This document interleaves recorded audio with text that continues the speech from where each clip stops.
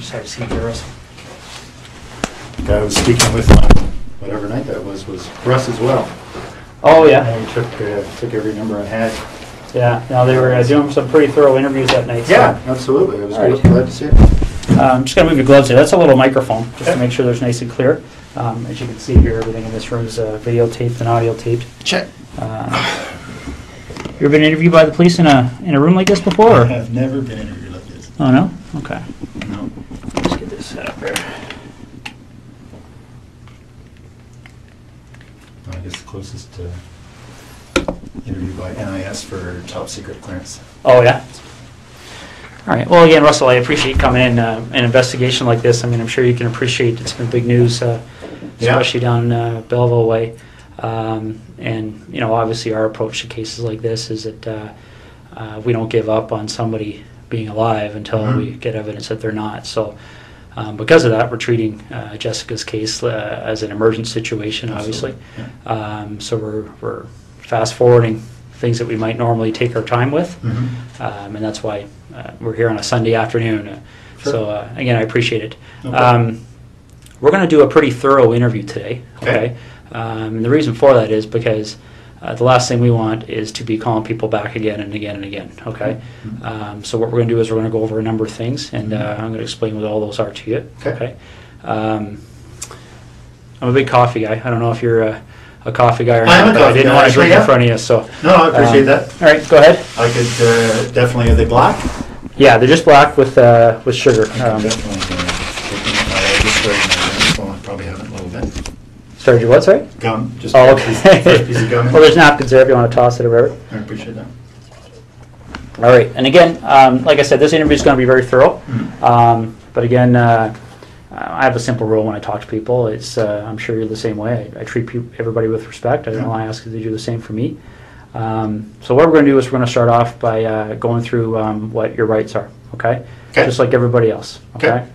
Have you ever read your rights before? No. Yeah, I'm sure you've seen it on TV a whole bunch of times, but that's usually the American version. So I'll go over with you briefly. Okay. Basically, in Canada, as you know, I'm sure, is we all have our rights guaranteed under the Charter of Rights and Freedoms. Right. Okay. Now, Russell, just to avoid any confusion, because people do get confused when they're talked to by the police, is that you're obviously not under arrest here today. Okay. Yep. Anytime you feel you want to leave here, you feel free to do so. The door's not locked. Teresa will walk you down the lobby anytime you want. Okay. If there's anything that comes up in our interview today, Russell, that you feel you want to talk to a lawyer about, you just let me know. Okay. Sure. And the reason for that is I want to explain to you exactly what's going on here. Okay. Jessica Lloyd is one of 4 cases that we're currently investigating. Okay. Right. And essentially what's happened is over the past about 4 or 5 months, there have been 4 occurrences that, like I said, that we're looking into. 2 of those occurrences occurred in September of 2009. And very briefly, they were up in the Tweed area. They involved somebody entering 2 different women's houses in the evening hours and committing sexual acts. Okay. In November of 2009, a young lady by the name of Marie-France Como was found murdered in her home in Brighton. And we believe that there was a sexual component to that crime as well.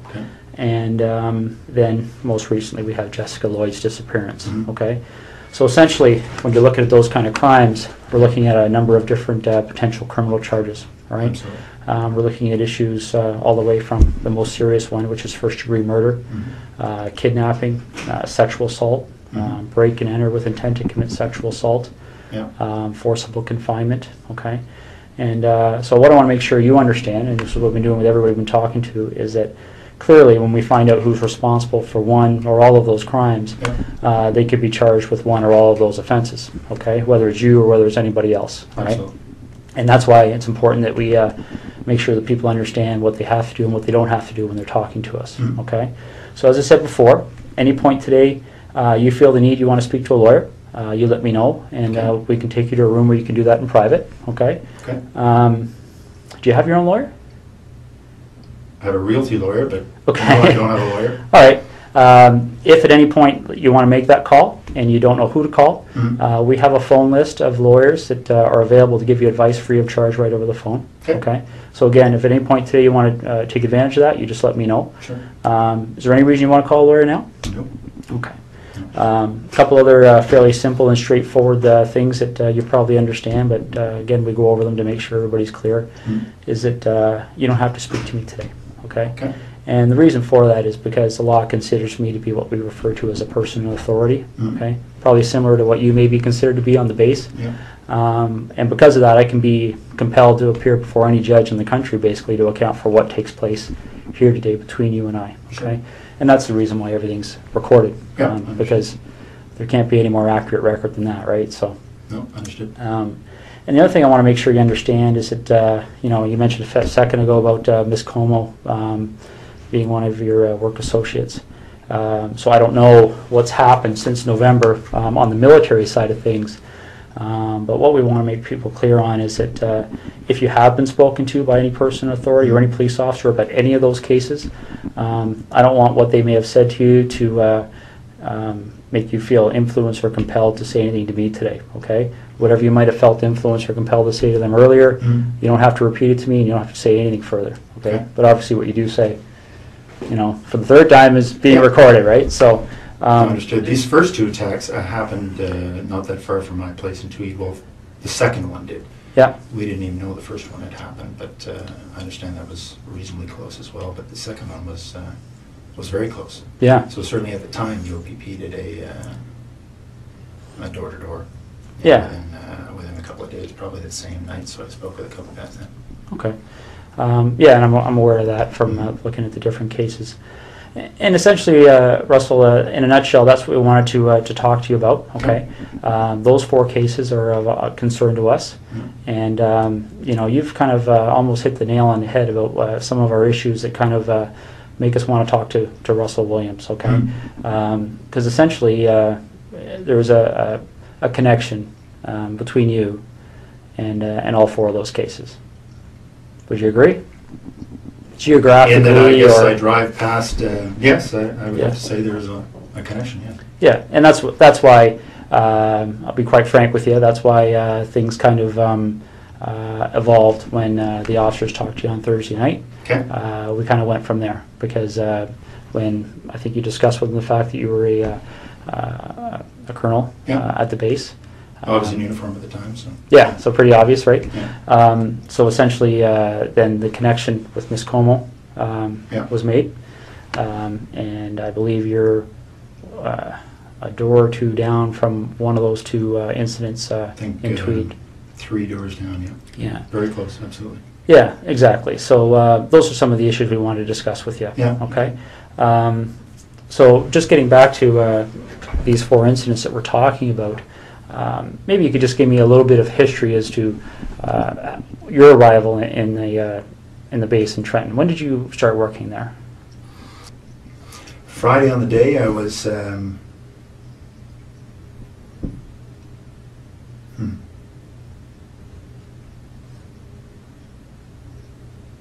Friday on the day I was at home most of the time. Most of the day I had a sort of a stomach flu. Okay.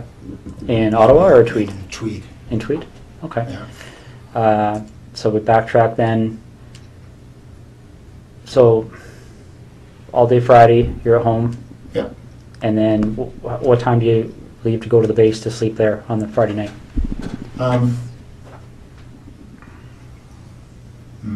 Not sure. Probably just went in for just before bed. So I probably left Tweed at between 8 and 9 or so. Okay. And you get to the base and spend the evening there and get up for the 5:30? Yep. Okay. That's right.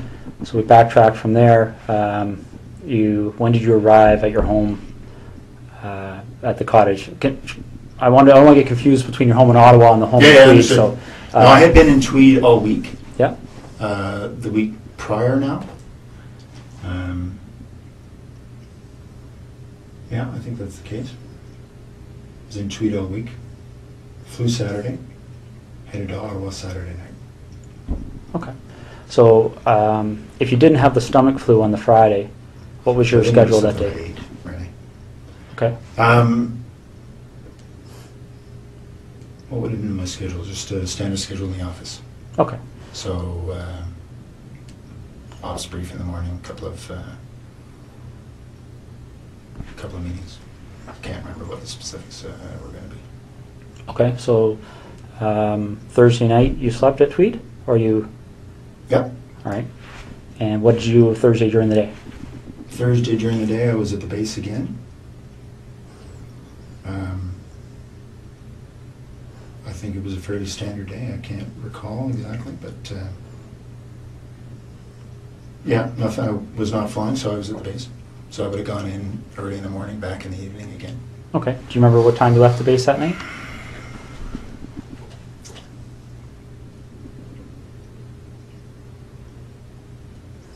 I don't remember anything peculiar, so I would say, I don't know, probably 7 to 9, somewhere in that range. Okay. That's when you left?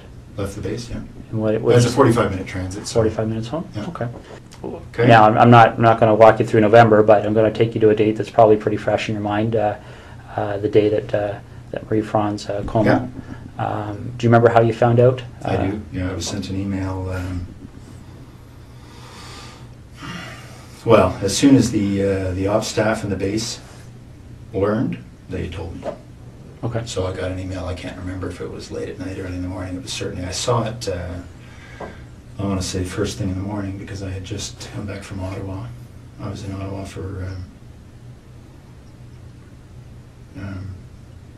a set of meetings on one of the days. I can't remember what day of the week we're talking about, but yeah, no, I mean, obviously when your people gets killed, it gets your attention. So Absolutely. yeah, I very much remember that coming in.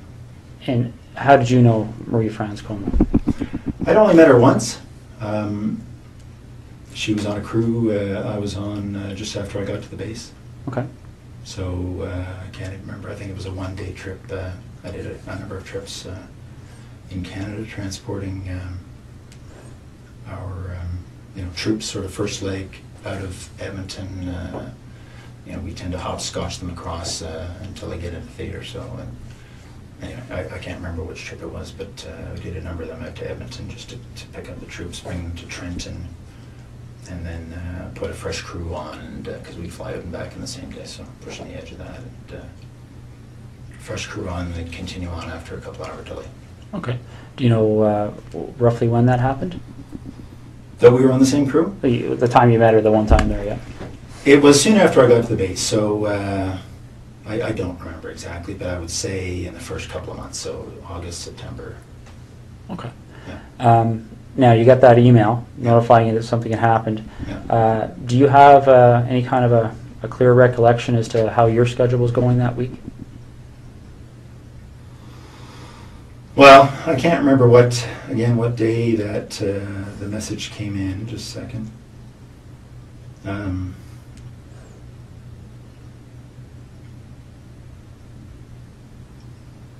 I can't remember what day of the week, but I'm just thinking there was a whole bunch of activity spun up as a result, obviously. No, I can't remember the day of the week.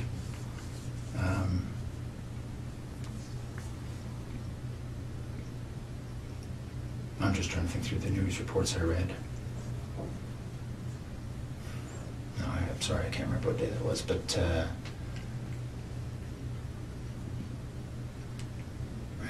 what we learned after the fact was that the MPs had learnt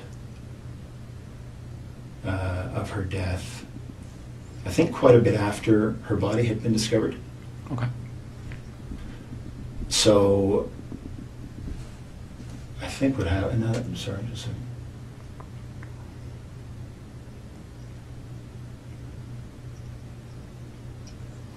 Okay.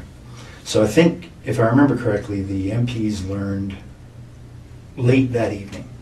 Can't remember when, obviously, her body was discovered. It was probably in the news reports. But so they learned, and then they passed it to ops, so they immediately passed it to me. Okay. The MPs work for the wing operations officer, so they go through their chain of command, and then as soon as the duty watch officer had that information, she advised me. Okay. So again, that along particular with, week, along with some others. Right, right. I'm sure it spread like wildfire. Yeah, absolutely. So that particular week, do you have any recollection? Well, for instance, when you got the email, Yeah. do you remember where you were? I was at home in Tweed. Okay. Yeah. Do you remember if that was a week that you were reasonably stable in Trenton, or had you flown? No, over? I had been in Ottawa. I had been in Ottawa earlier in the week for some meetings over in Gatineau for one of the, it's actually for the C-17 acquisition. I was project director when I was here in Ottawa for that, so just some follow-up stuff for that. Okay. So I had been here at some point in that week. Again, I can't remember how the days all fell together, but I seem to remember that I got this word shortly after having come back from Ottawa. It seems to me it was the same week. So if we were to do a similar investigation in your background, is there anything you can think of that anybody may have misinterpreted, or anything in your history that somebody might say Russel Williams Absolutely. did this? No. Okay. Be very boring. What's that? It'll be very boring.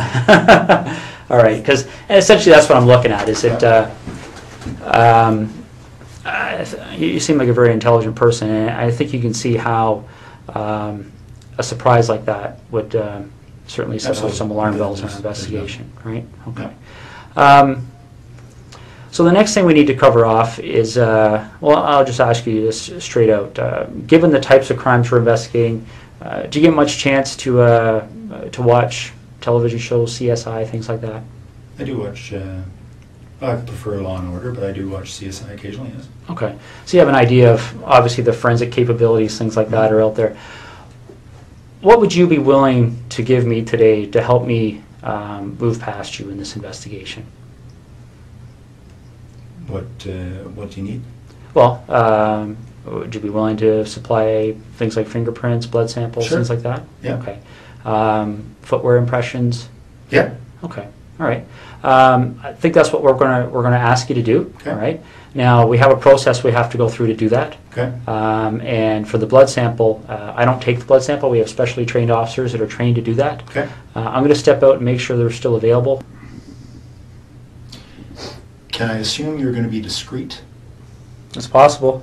Yeah. Because this would have a very significant impact on the base if they thought you thought I did this. Well, bottom line, Russell, that's one of the reasons we're here on a Sunday afternoon. Okay. The military certainly be of great assistance to us, especially in relation to Ms. Como's investigation. So that's certainly one of the things that went into our decision to give you a call at home today and see if we could deal with this today. Okay. So, okay.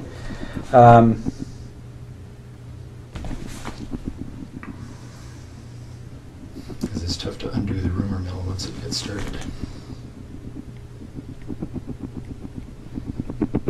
But I appreciate that. Okay. Now that you've had some time to, I know we've been throwing a lot of things at you here, but now you've had some time to think about things. Is there anything that you're concerned about that buccal swab matching in any of those 4 residences? Is there, I guess, let me explain what I'm getting at here, Russell, okay? This is a significant investigation, as you can well imagine. Yeah.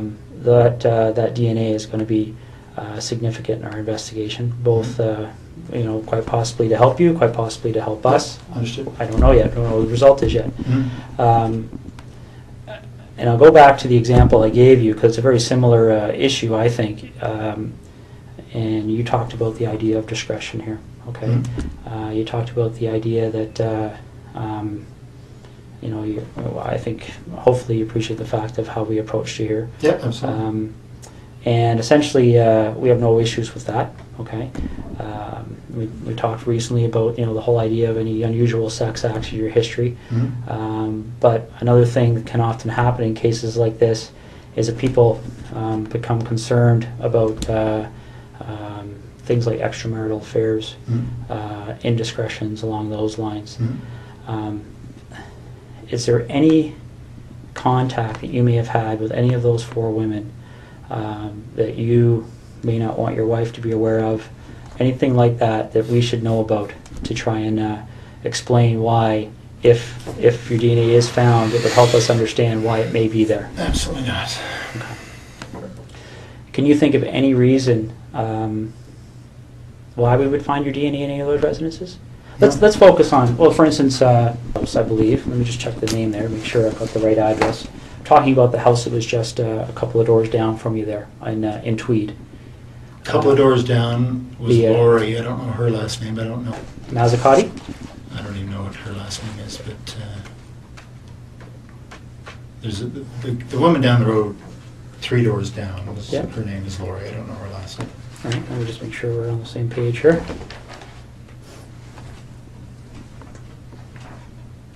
Okay. My understanding is she lived at 76 Cozy Cove. Yeah, so she would be the one, the second one, the second incident on your road there. Yep. A couple of doors down. Ever been in her house? No. We met her once, I think the first summer we were there, so in 04. Okay, and that's what I'm getting at. Again, this is a credibility issue, right? Yeah. Because I don't want to come and see you 2 weeks from now and say, you know, Russ, Yeah. our CSI people in that house. And are you familiar with how DNA works? I think broadly, yes, I would Okay. guess so. One of the challenges we have in 2010 with DNA is it's become so precise that I guess the best way to explain it is I can think back 15 years ago when I started in violent crime investigation. Yeah. For us to get a DNA match, the sample we had to find was, you know, probably would have filled half of one of these cups. Was it? You know, because they destroy so much of the sample in the testing. Okay. Essentially, DNA has become more and more precise to the point where when you and I walked in this room earlier today, we could have sat down, talked for 30 seconds, walked out. CSI officer could have come in 3-4 days from now, done some swabs here, and he would have found your DNA and my DNA, and probably a lot of other people's DNA. Sure. A little bit gross to think about, but essentially, you know, as we talk, you know, a little bit aspirate comes out of our mouth. Yeah, no, I understand. That contains our DNA, our skin cells contain our DNA, Yeah. and that's what I'm getting at. If you were ever in Lori's residence, quite possibly, quite innocently, your DNA could be in that residence. Has there ever been a time you've been in there? No. Okay. What about the other lady down the road on? I hadn't even heard that name, so no, I don't actually know who that was. Okay. Have you ever visited Marie France Como at her residence? No. Okay. All right. So you're quite positive there would be no reason why your DNA would be in any of those 3 locations. Okay. Did you know Jessica Lloyd even in passing for any reason? No, I didn't hear her name till it was on the news. Okay. And the reason I'm asking that is because I know you were asked that question on Thursday night, and sometimes what we find, and again, this is one of those situations that can sometimes cause us to get in a lengthy investigation as somebody that maybe doesn't deserve it. But what can happen sometimes is somebody gets stopped by the police like you did, and they get asked that question, and people, when they're stopped by the police, they can be nervous, okay? So they blurt out an answer, and then they start driving away, and they go, oh, why did I do that?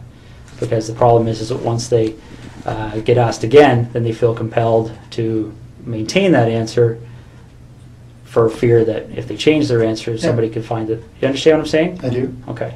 So I want to make sure that's not happening here. I don't care what you said to the officers on Thursday night last week.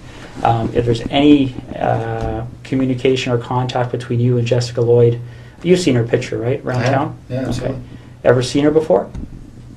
I don't. No, I would say I have not. Okay. All right. All right.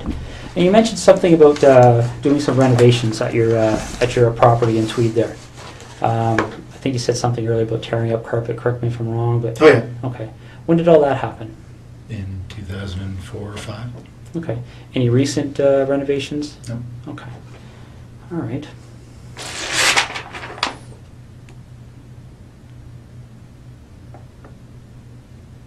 Just want to make sure I'm covering all the bases here.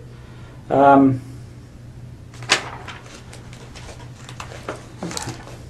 What kind of tires do you have on your Pathfinder? I think they're Toyo. Okay. Do you know the brand name, or sorry, the I think make? that is I don't know. Sorry, the make is Toyo. Yeah. I don't know the model. Okay. Let's see. I'll read this off to you, see if it rings a bell.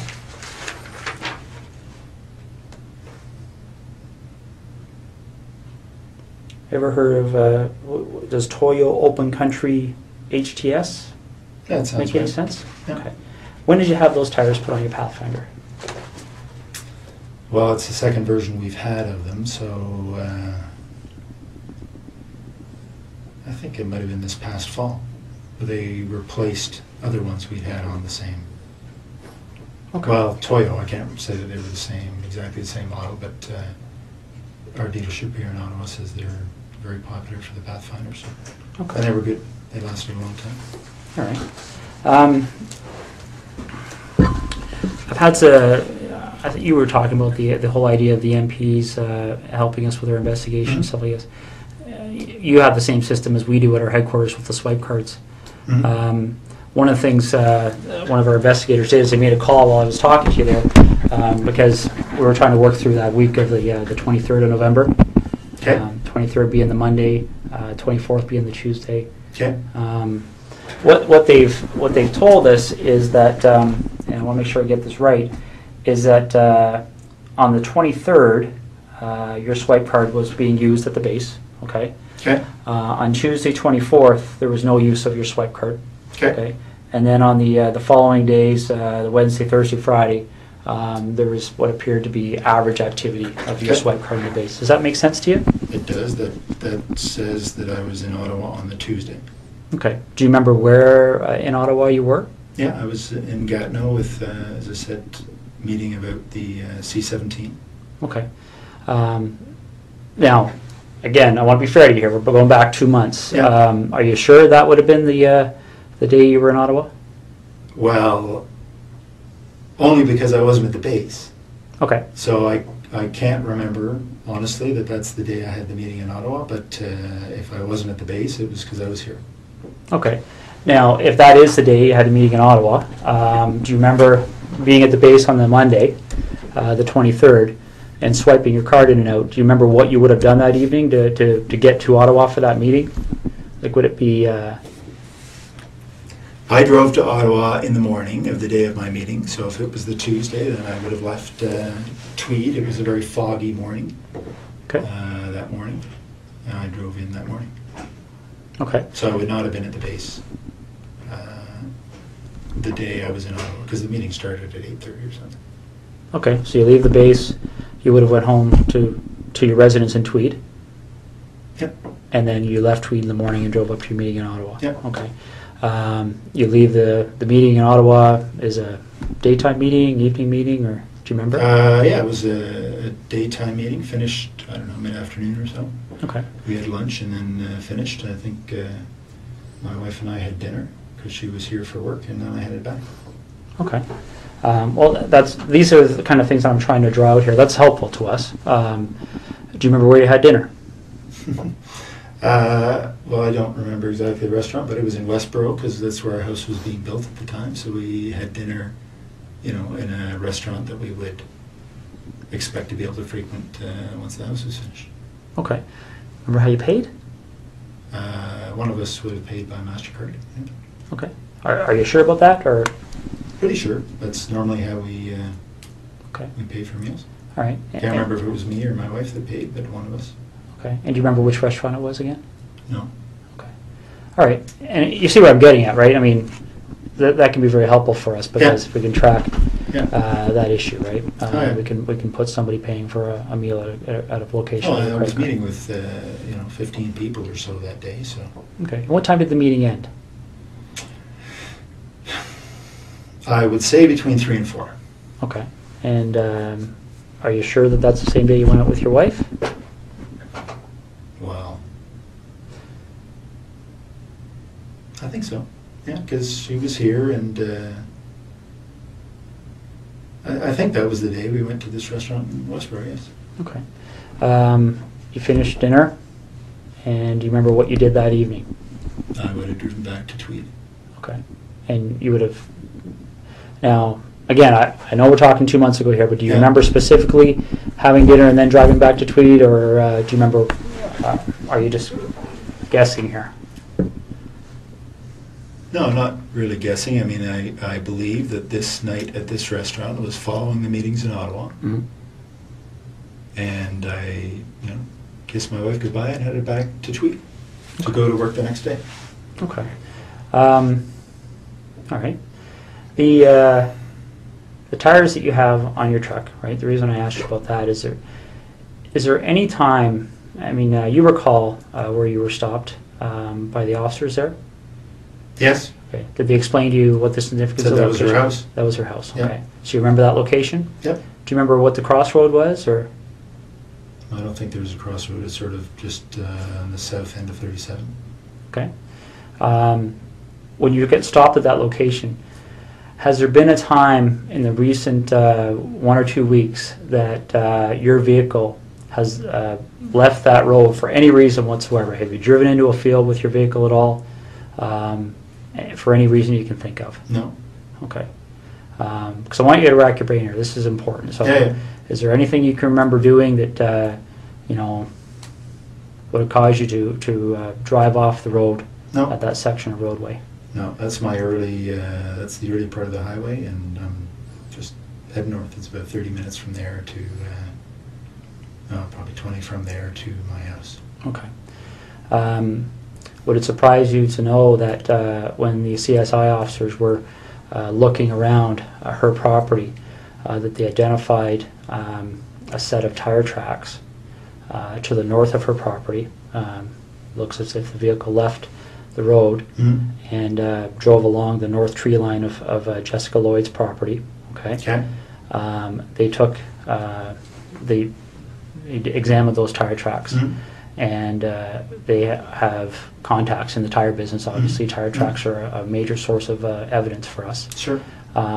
Shortly after this investigation started, they identified those tires as the same tires on your Pathfinder. Really? Yeah. Okay. Okay. One of the other things that they do to try and identify the type of vehicle that may have left those tires, well, is they do two things. They talk to witnesses. Okay. There was a female police officer that actually drove by that location that evening and recalls seeing an SUV type vehicle in the field to the north of Jessica Lloyd's house, consistent with a Pathfinder. Okay. Could maybe consistent with other things, but consistent with a Pathfinder.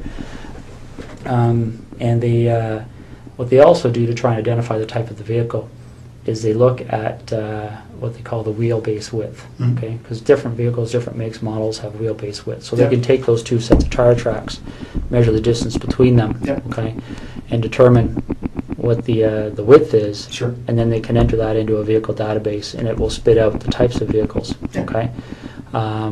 Your Pathfinder's wheelbase width is very, very close to the width of the tires that were left in that field, okay? Do you have any recollection at all of being off that road? I was not off the road, no. Okay. All right. Russell, is there anything you can think of? Let's go talk about Marie-France Como for a minute, okay? Is there any reason at all you can think of that during our investigation, obviously we're searching computers, things like Blackberries, right? Electronic devices, looking through houses for things that are in handwriting, written notes, diaries, things like that. Now, I'm not at liberty to tell you what the content was, but is there any reason at all you can think of why Marie-France Como would have specifically referenced you in some of her writings? Not at all. No? No, absolutely not. Okay. Is there anything that she ever said to you that led you to believe that there might be something more than a passing interest with her towards you? Not at all. No, we spent, one flight together talking. I'd go back occasionally and talk. No, if that's the case, that's very surprising. Okay. All right. You have any questions for me right now? No. Okay. I'm just going to step out and see how things are going, okay? Okay. I mean, it is a Sunday, but there's probably 60, 70 people working on this file, so there's a lot of things happening. Sure. So let me go out and see what's happening, and then I'll come back in and we'll hopefully continue, okay? I told you when I came in here that I'm going to treat you with respect, and I've asked you to do the same for me. We talked about the whole idea of how we've approached you here, okay? The trying to be as discreet as possible, okay? But the problem is, Russell, is every time I walk out of this room, there's another issue that comes up, okay? And it's not issues that point away from you, it's issues that point at you, okay? And I want you to see what I mean, all right?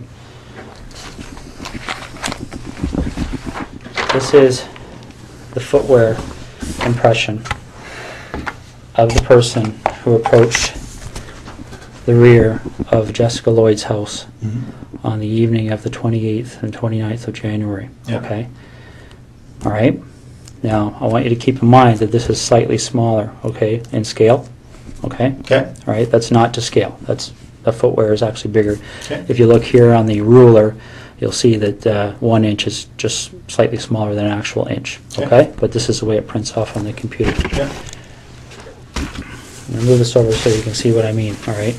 Because essentially when you're dealing with footwear impressions, we have a gentleman on the OPP who's basically world-renowned. His name is John Norman.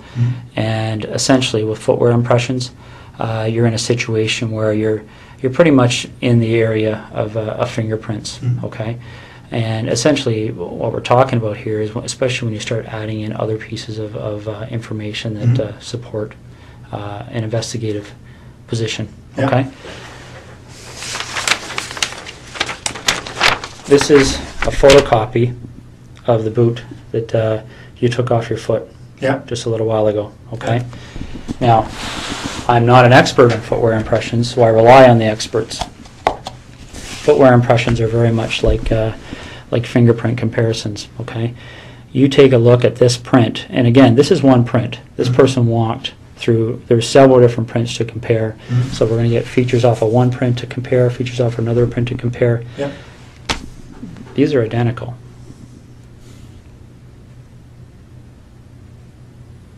Okay. Your vehicle drove up the side of Jessica Lloyd's house. Your boots walked to the back of Jessica Lloyd's house on the evening of the 28th and 29th of January. Okay. You want discretion. We need to have some honesty, okay? Because this is getting out of control really fast, Russell. Okay, really, really fast.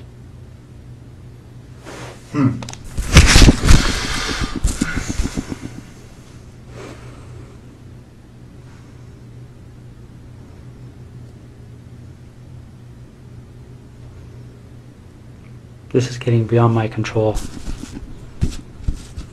All right, I came in here a few hours ago and I called you the way I called you today because I wanted to give you the benefit of the doubt.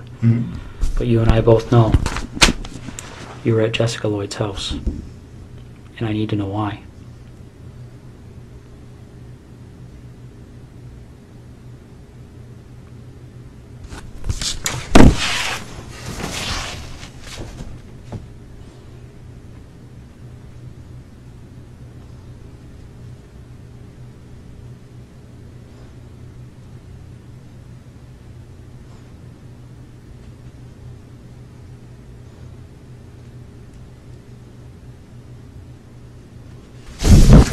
I don't know what to say. It's, Well, you need to explain it, because this is the other problem we're having, Russell, okay? Again, these decisions are made by me.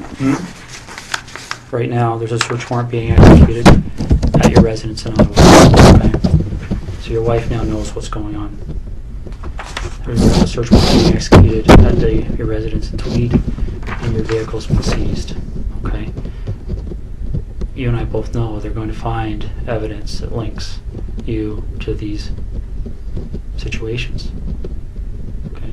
You and I both know that the unknown offender, male DNA, on Marie France Comeau's body is going to be matched to you, quite possibly before the evening's over. Okay. This is a major investigation. The Center of Forensic Science is on call 24 hours a day helping us with this. Your opportunity to take some control here and to have some explanation that anybody is going to believe is quickly expiring. Okay? We're applying, the investigators now applying for a warrant to search your office. Right? These aren't decisions that we can say yes or no to. This is the practical steps in an investigation like this. And Russell,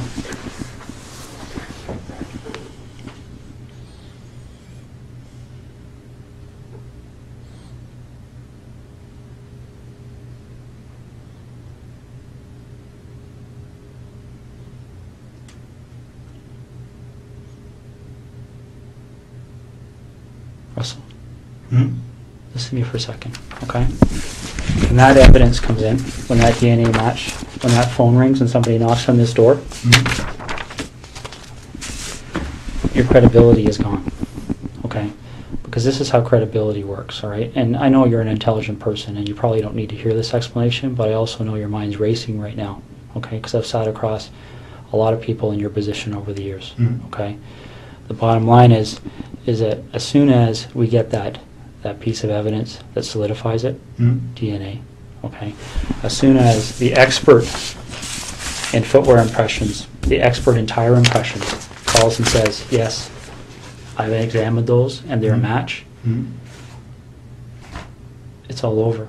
Because as soon as that happens, where's your credibility? Where's your believability?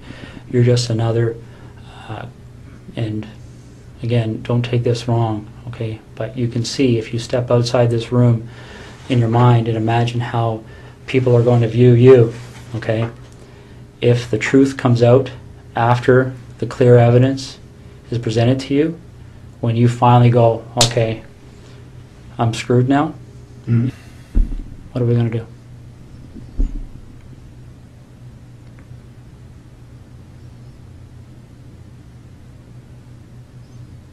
Russell, you know there's only one option. What other option is there? What's the option? Well, I don't think you want the cold-blooded psychopath option. I might be wrong. Okay, because don't get me wrong, I've met guys who actually kind of enjoyed the notoriety, got off on it, got off on having that label. Bernardo being one of them. I don't see that in you. If I saw that in you, I wouldn't be back in here talking to you, quite frankly.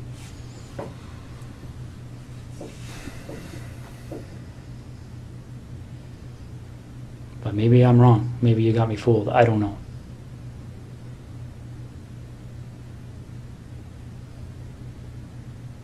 This is over. And it can have a bad ending where Jessica's parents continue to wonder where her daughter's lying.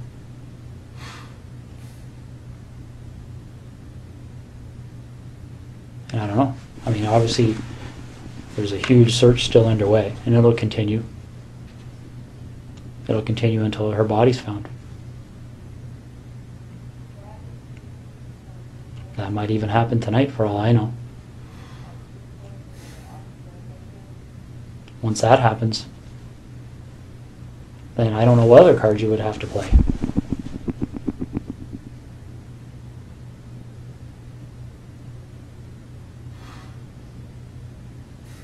What are we going to do?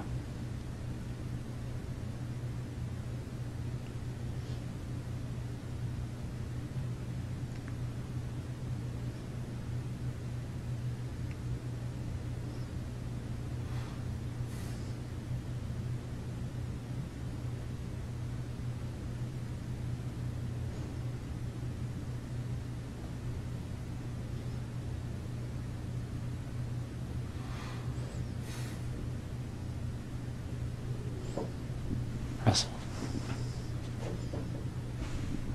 what are we going to do?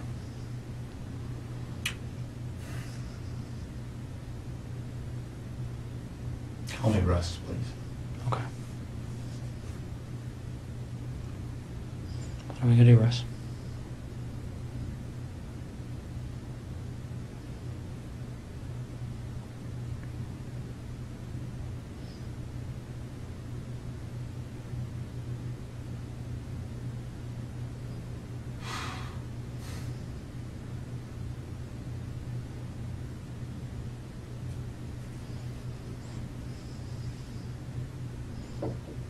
Is Jessica somewhere we can find her easily? Like, is this something where I can make a call and tell somebody to go to a location and they're going to find her, or is this something where we have to go and take a walk?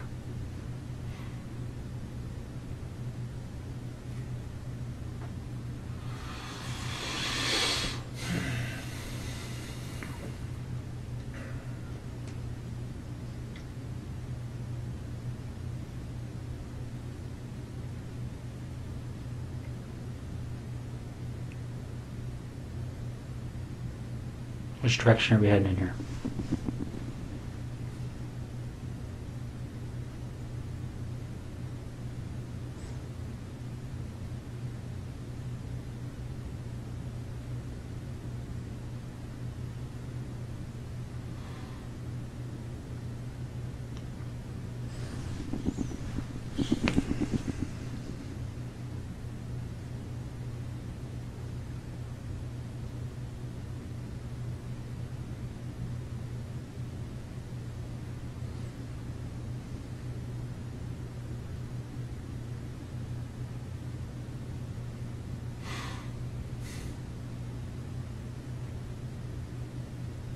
Russ, maybe this would help. Can you tell me what the issue is you're struggling with?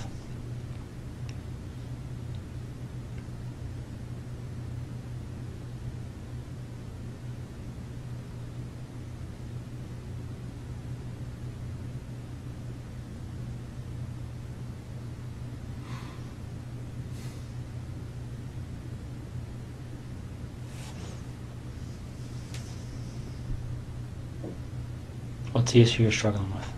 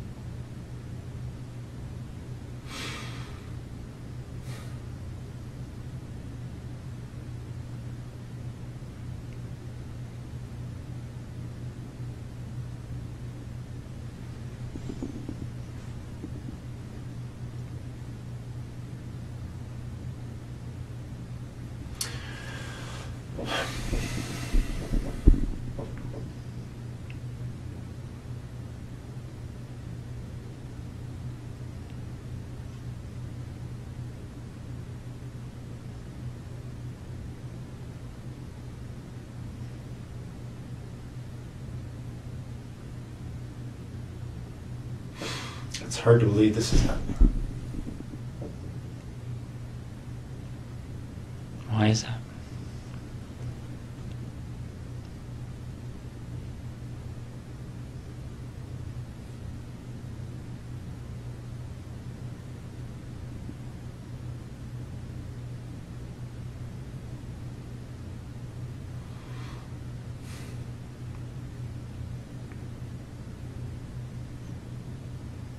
Why is it hard to believe?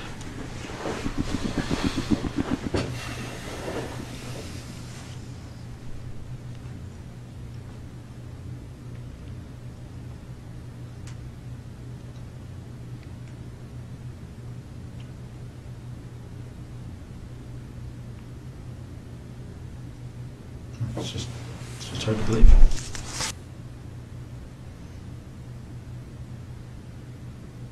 Whose decision was it? And we're going to find out the answer to this anyway. But whose decision was it to issue the directive to the base personnel that nobody had to speak to the police and to seek legal counsel before they were questioned?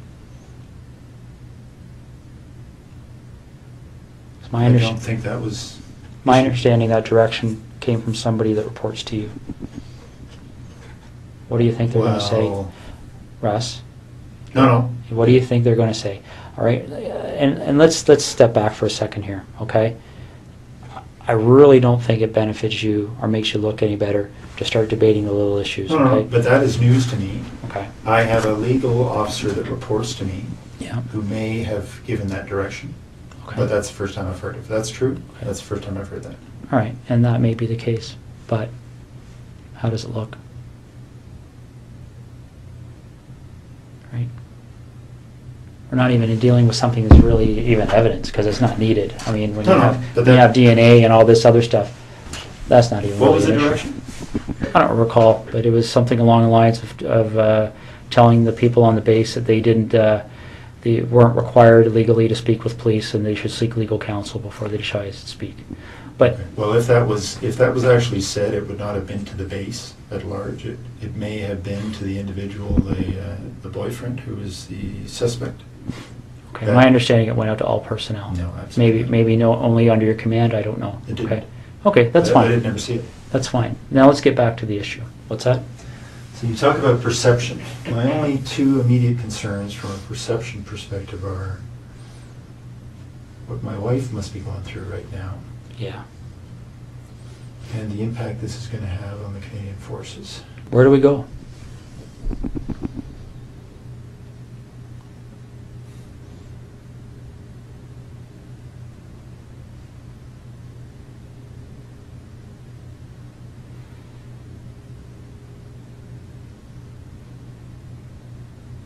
Russ, is there anything you want from me? Is there anything you want me to explain? Is there something missing that you're struggling with that I can shed some light on for you?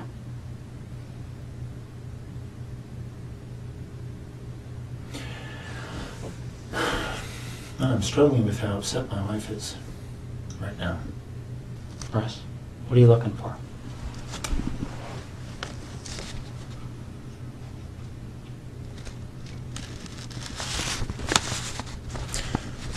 I'm concerned that they're tearing apart my wife's brand new house. So am I. But if nobody tells them what's there and what's not, they don't have any choice. Computers will be brought to Microsoft in California. They'll be picked apart. You can't erase things from computers. It doesn't happen. I'm sure you've seen that. I'm sure that's pretty common knowledge these days. It just doesn't happen. They sell programs that to try and help people clean their computers of stuff, and our guys are pulling that stuff out all the time. The FBI is pulling that stuff out all the time.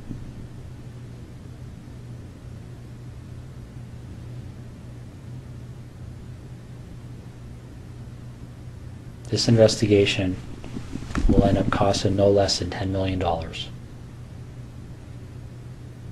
Easy. And they will say no to nothing. Any request this major case manager makes on this case, they've already been told it's approved. Don't even bother asking.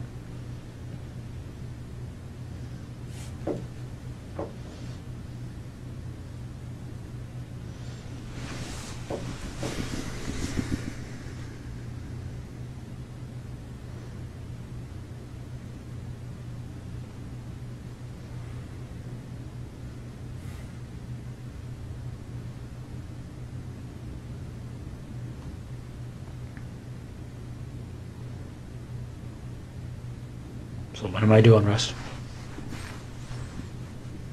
I put my best foot forward here for you, bud.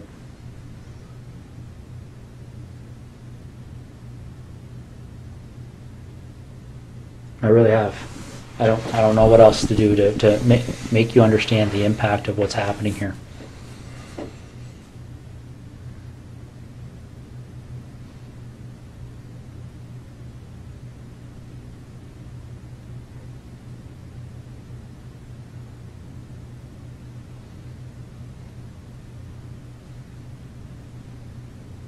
Did we talk?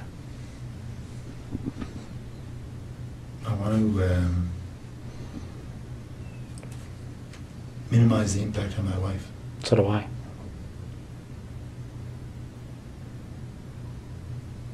So how do we do that? Well, we start by telling the truth.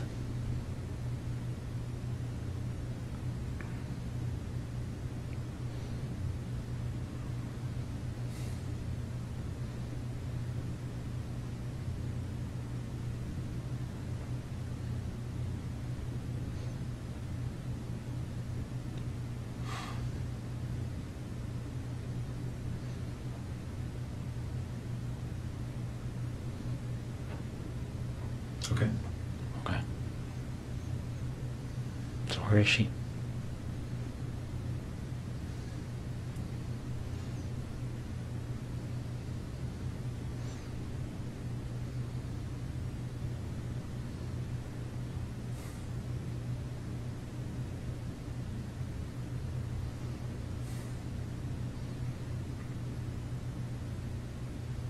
Get a map. Is she close to where she lives? I've got maps of that general area.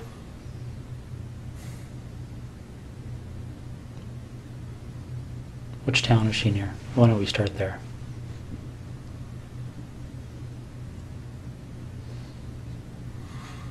I'm not sure if you give me a map of that covers Calabar down to the highway and over to Tweed and south, I'll show you. Let me see what I got here. I might have something. Is she inside, outside?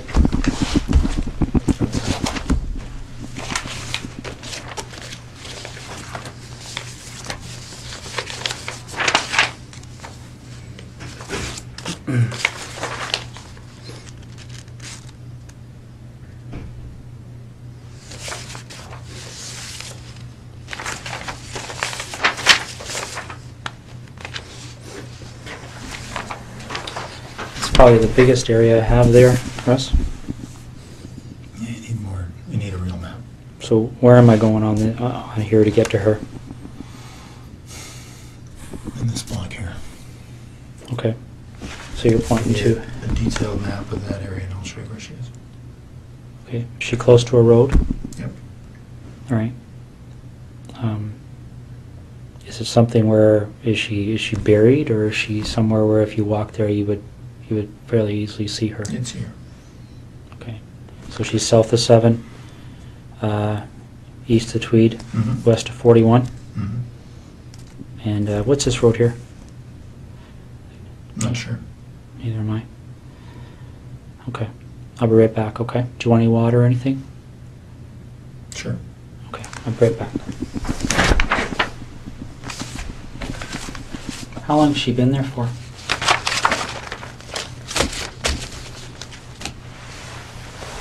A little over a week. Was it fairly quick from the time she left? Friday night. Friday night? Yep. So where was she between Thursday night and Friday night? In Tweed. With you? Yep. How long was she alive for?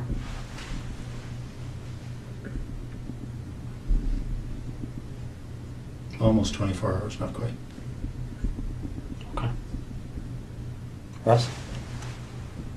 You're doing the right thing here. Okay. Well, again, my interest is in making my wife's life a little easier. And Okay. her family as well. Well, we share that But interest. there's no, your time in Ottawa is wasted, really. I'll tell you where the membership cards are. Where are they? They're in the house there, but In Ottawa? yeah. Whereabouts? Some in the camera bag, which they would have found in my office. Mm-hmm. And when you walk into the office on the left side, there's a desk of drawers, set of Okay. drawers, like a filing cabinet, wooden, IKEA. In one of the top 2 drawers, and there's a plastic divider, Yeah. and there's inside there are 2 memory cards, Okay. which are blank, but I'm sure they can be And whose images are on those cards? well, I've erased them, but I expect be able to draw images of Jessica and I. What about Marie?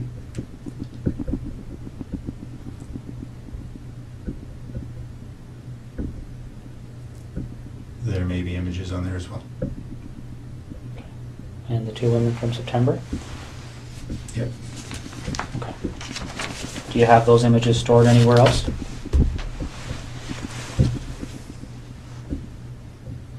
Yep. There are 2 hard drives in the house in Ottawa. I can draw you a little picture if you like. Sure. Do you want to do that now while I'm Sure. getting them out? Okay.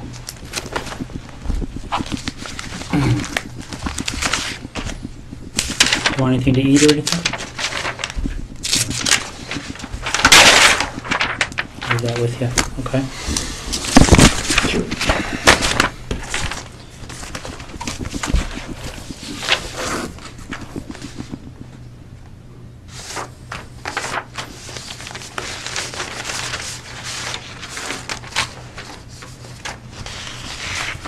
But I do want to talk to you again.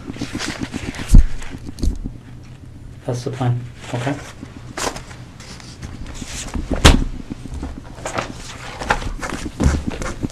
I'll be right back.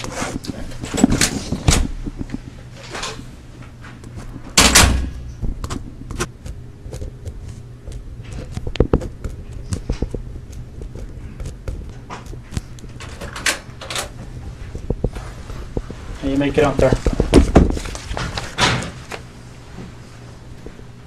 Thank you. How you making out? All right.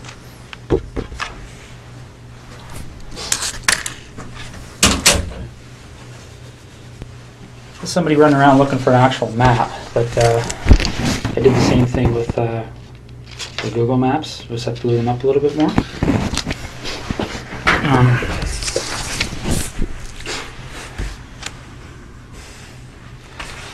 This is the biggest of the area.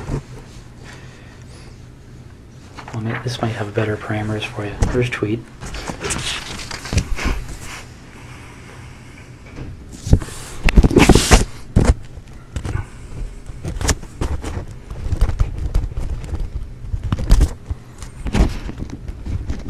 .7 kilometer from this intersection on the side of the road. And what road is that? Kerry? You know, south of, can't read that word. East Hungerford? Mm-hmm. Does that make sense? Oh, there it is there. Okay. How far off the road is she? 40 feet. Is she covered with anything?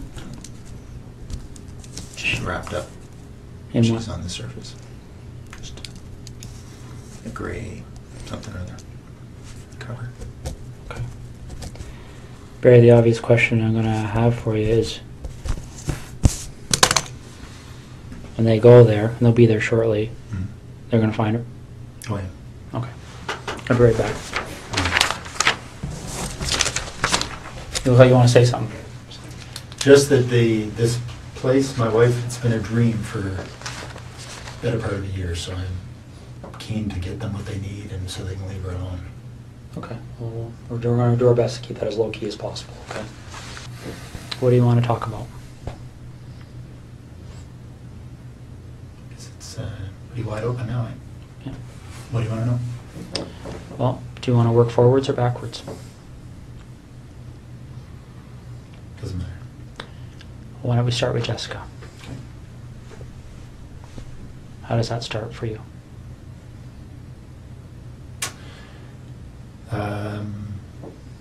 I saw her in her house on her treadmill.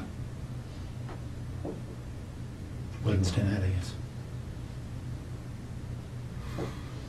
Then I noticed she wasn't there Thursday. So I got into the house to look around.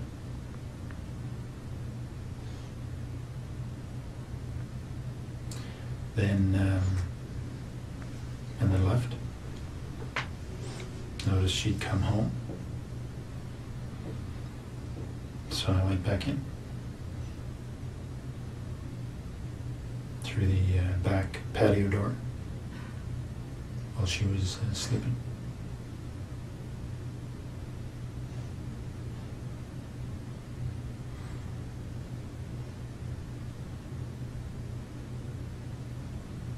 Okay.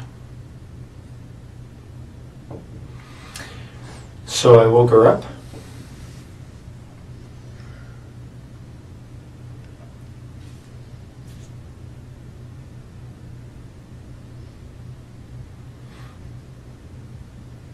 Didn't hit her. She only hit her once. Friday night.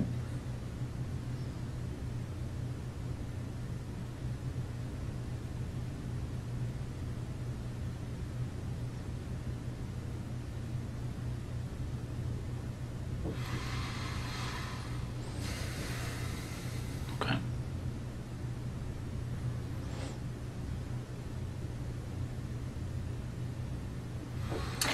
Well, so I raped her in her house, and then I took her to the car and took her to Tweed.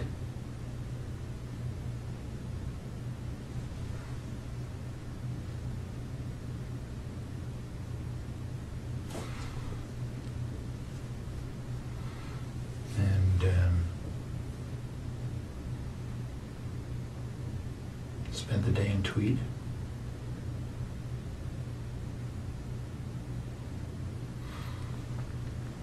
And then I hit her as we were walking. She thought we were leaving.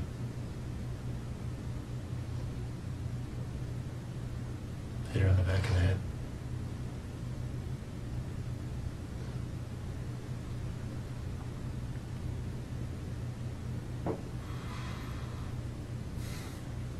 Okay. Anything particular? Well, what did the hit on the back of the head do?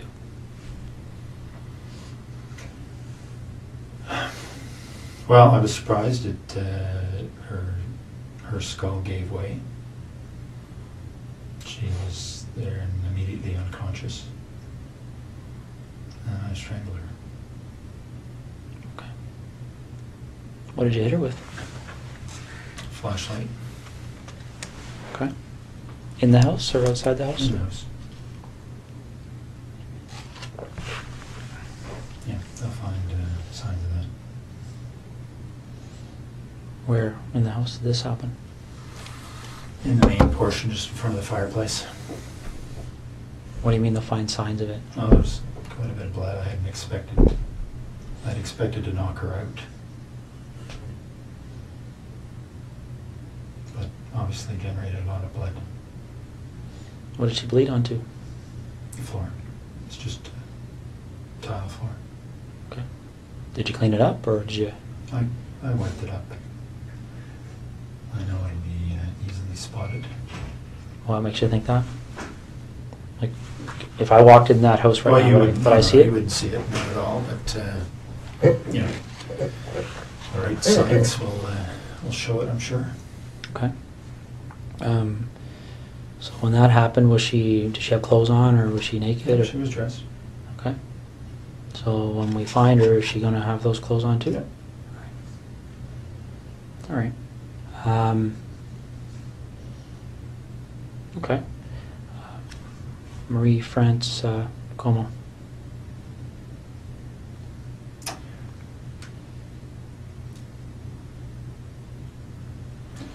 There was an open window in the basement of her house when she was away.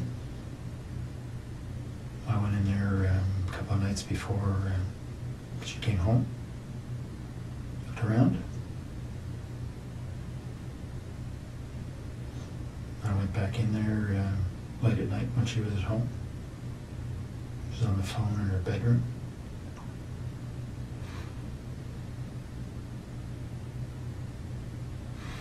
She actually discovered me in the basement.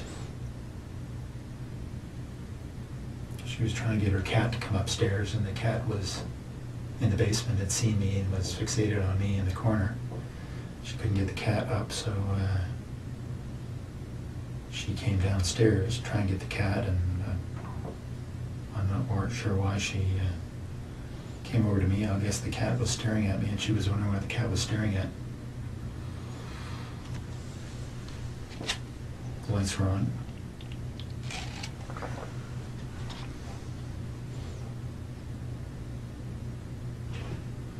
So when she spotted me, I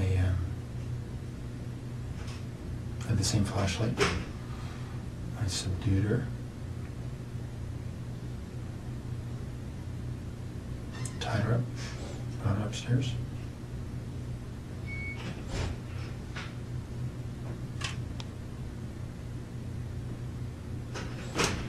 And strangled her later in the morning.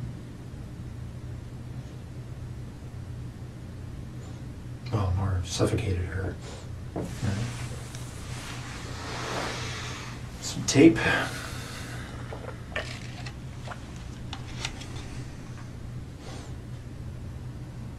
Left her there.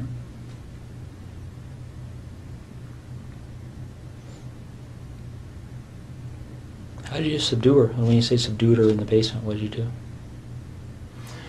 Well, I had the same flashlight, and you know,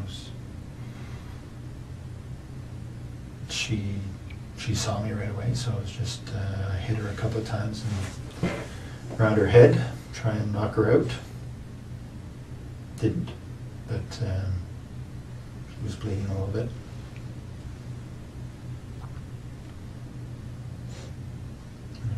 Eventually,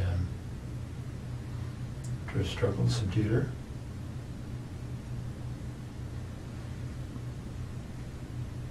Okay. Any blood from that struggle? Oh yeah. No, not a whole bunch, but a flashlight did break her skin a couple of times. Okay.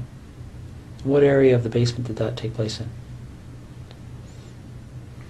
I was hiding behind the furnace, so she spotted me right there. Okay. Did she recognize you? No, I had stuff on my face. Okay.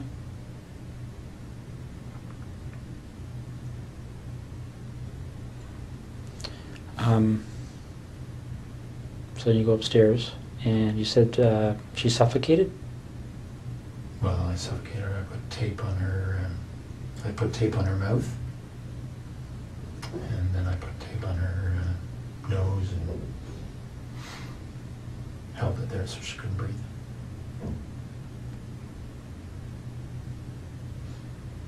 Okay. What kind of tape was it? Duct tape. What happened to it? Well, I took it with me and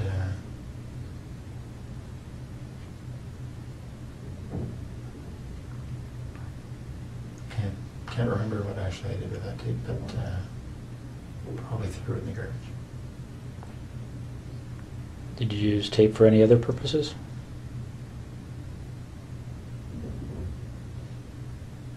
No. Okay. Did she ever recognize you through this whole episode?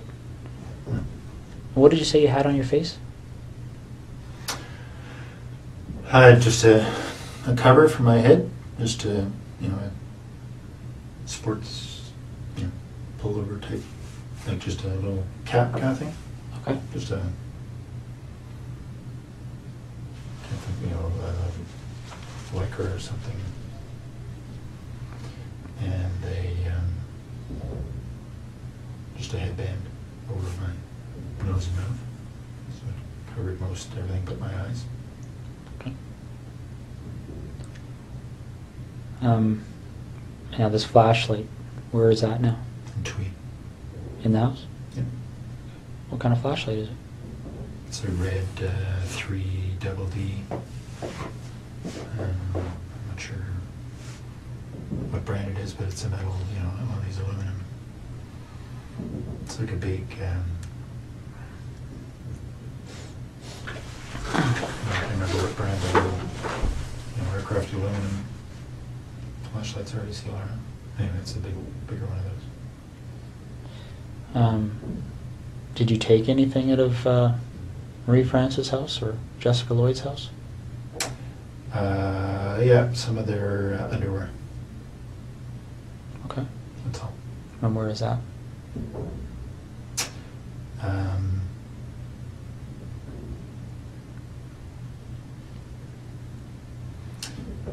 It's in some boxes in the basement here in Ottawa, in that rec room.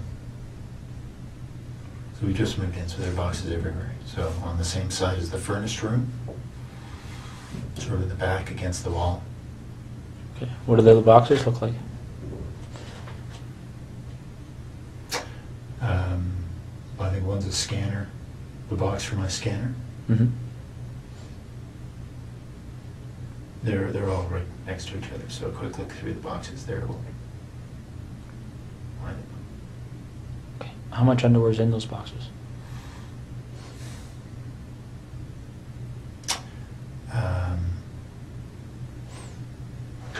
Probably 60 pieces or so total. All women's? Yeah, 60 pieces of theirs. Of whose? Of Jessica's and Marie France. So you took 60 pieces from between the two of them? Yeah. Okay. I think so. All right. And they're in a, like when you talk about a scanner, is it a computer scanner box? Well, a computer scanner is up in the office, and its box is down in the basement, so Okay. it's inside that box. Does any of the underwear in those boxes belong to anyone other than Marie France or Jessica?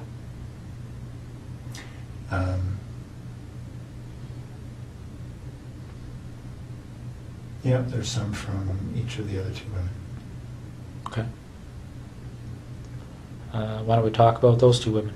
Mhm. So the first one happened on the 16th, and I don't know why I can't recall their names, but the lady that was lived closer to you. No, Laurie was closer to me. Okay. So the first one, Mhm. I had just spotted her from our boat, actually. I got into the house while she was asleep. Noticed that she was alone.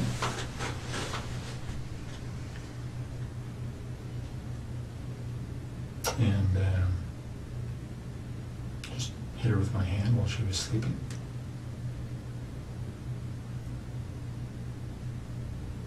Subdued her. Mostly just my weight on top of her.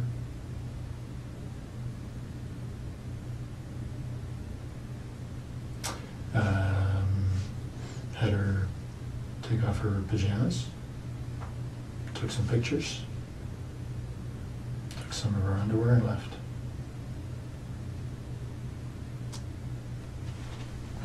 And the other woman? Same kind of deal. Got in through the back of the house. She was sleeping in her, not in her bedroom, but in her, in front of the TV. Very much the same story.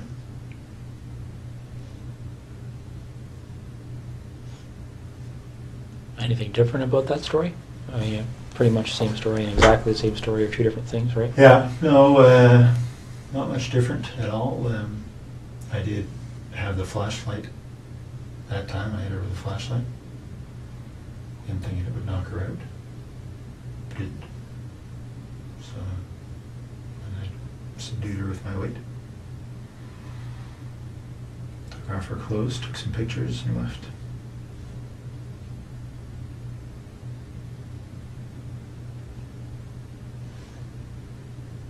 Why do you think these things happen?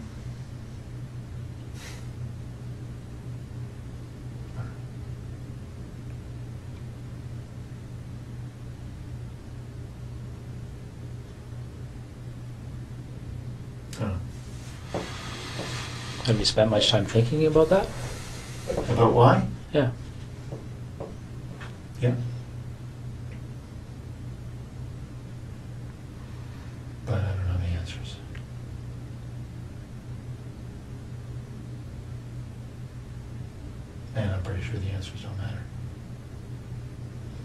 Well, let me ask you this: did you like or dislike these women?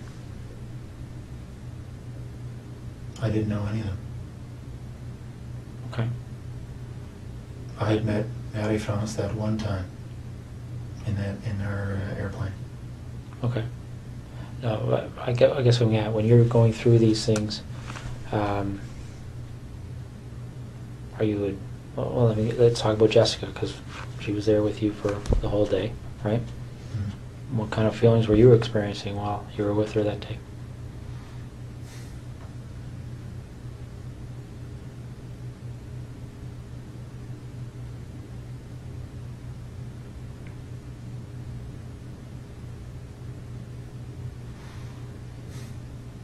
Oh, she was a very nice girl.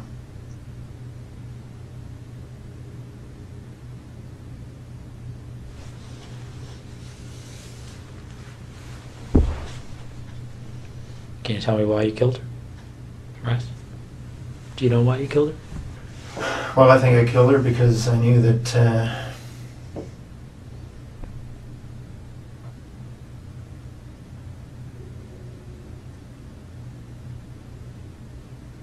her story would be recognized.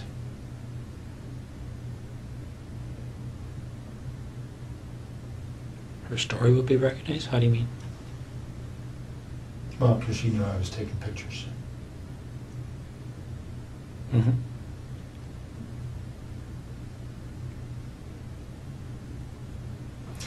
So because of the two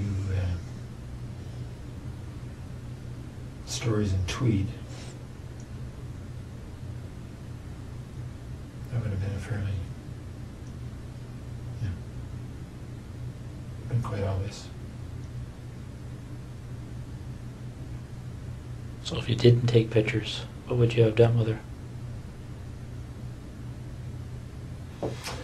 I don't know. I mean, she's at your house, right? Well, let me ask you this. Is it 2 lived, right? And 2 died. What was the difference in your mind between? Well, the attention the first 2 got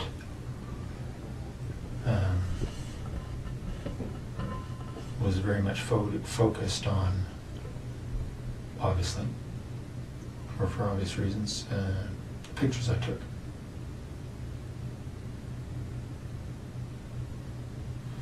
So anybody else telling stories about pictures, right, would have been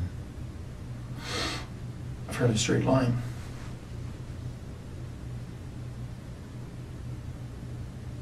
Okay, but when this thing happened with Marie France, did you believe that you were already a suspect for what happened in Tweed? No. So what were you concerned about? Well, because I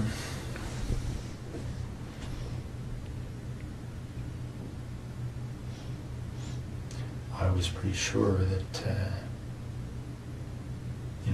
she was serving military, right? Mm-hmm. It would have been difficult for investigators to ignore that connection. Okay. Yeah, makes sense.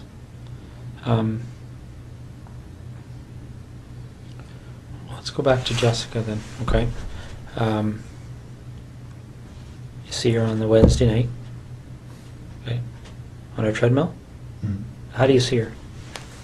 She was in the basement, window wide open, on a treadmill.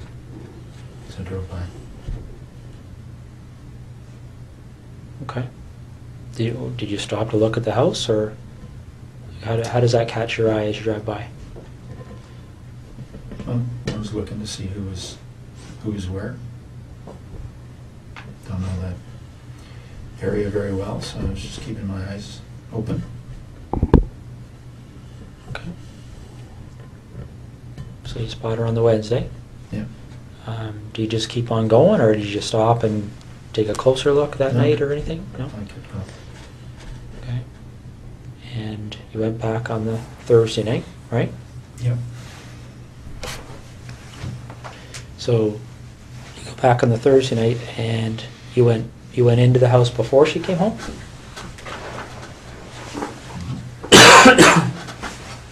Yeah, she was out. Okay. Done with those.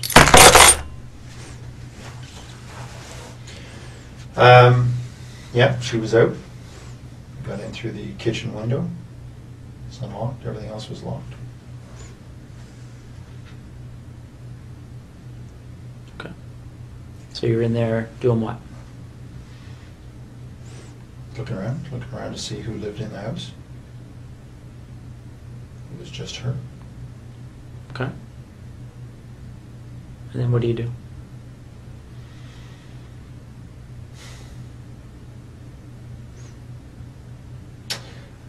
Well, I left the house. And then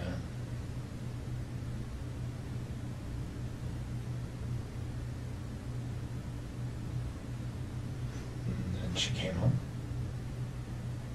I hadn't been out of the house very long. So I watched for a little bit to see if she was alone. She was.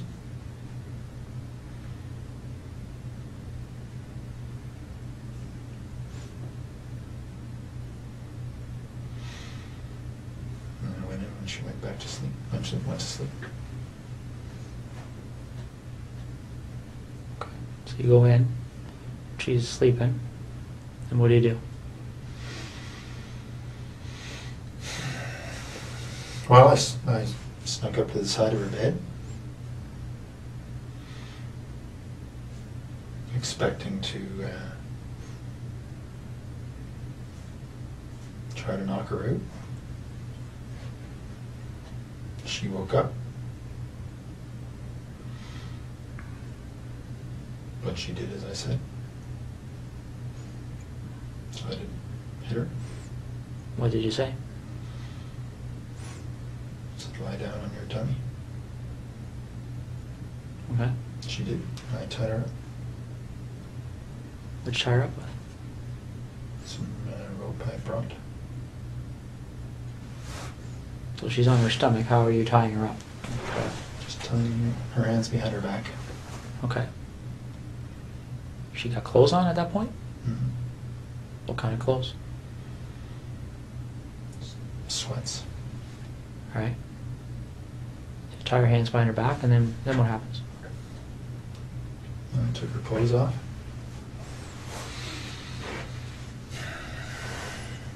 Okay.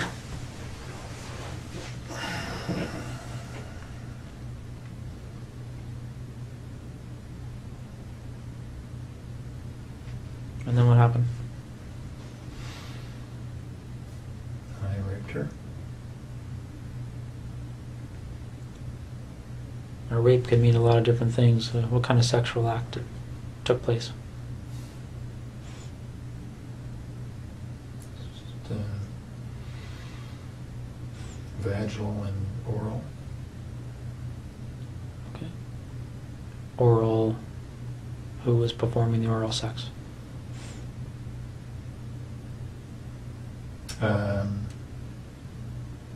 No, me on her and her on me. Okay. Any condoms used or anything like that? No. No. So and again, correct me if I'm wrong. Vaginal intercourse. Her performing oral sex on you, and you performing oral sex on her. Mm-hmm. Do you remember what order those things occurred in? Yeah. I started with the oral sex. Then I raped her. And then later on I made her perform oral sex on me. Okay. Any kind of conversation happening when this is going on? Yeah, a little bit. What was being said? Well, I threatened her before she before I had her perform oral sex. What did you say? Well, I put a zip tie around her neck. I said that I would pull it if I didn't like what she would do. Okay. So she did what you told her to do? Mm-hmm. Any issues there? Any reason to pull it? No. So, do you remember if you ejaculated at that point? Or at any point? Not at that point, but later on. Okay. So, the oral sex finishes, and then what happens next?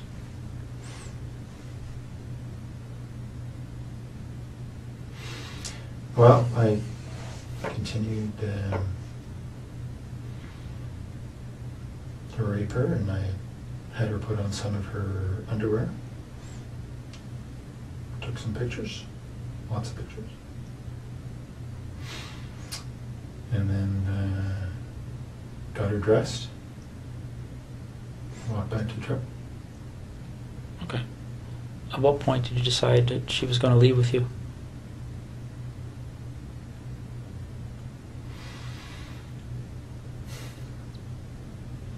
I'm not sure. That wasn't necessarily always the plan. But at some point, I was there for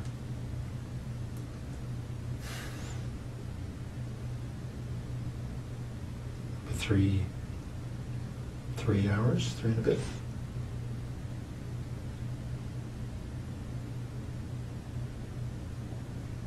Okay. Do you remember the conversation about leaving? Was there any... Did she say anything about that, or what was she saying to you? She was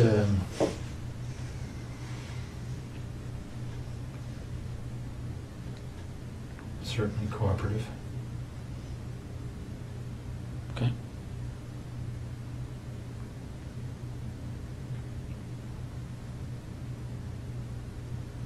A cooperative can mean a number of different things. Was she excited about leaving with you? I mean, I don't want to be sarcastic, but No, she just didn't put up too much of a fuss.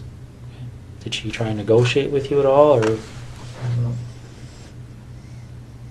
what did she say? Well, I told her that I would let her go later on. Okay. So when you take her out of your house, is she still bound, or Yep, how is that done? just hands behind her back. Okay. What about her feet? Anything there? No, she was walking freely. Okay. Barefoot, or No, she had those brown suede shoes on that had been reported. okay. So where does she sit in your truck when you get to the truck? Front seat, passenger side. Okay. And where do you go? Straight to Tweed. Straight to your house in Tweed, or straight Yeah. to just the town? Straight to the house. No stops anywhere? No. Okay. What time, do you remember what time you arrived there?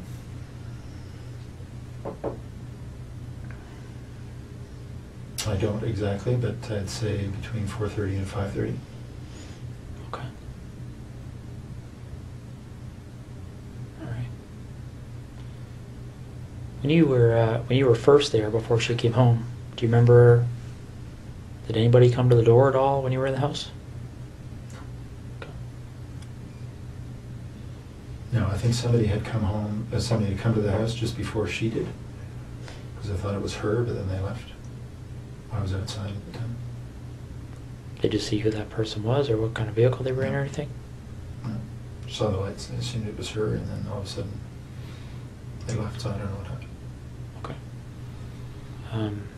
Where were you when that first vehicle pulled up? In the back here. Okay. So you didn't have a view of the vehicle, you could just tell that there was a vehicle there, is that fair? Okay. So you get home, what, 4:35 you say?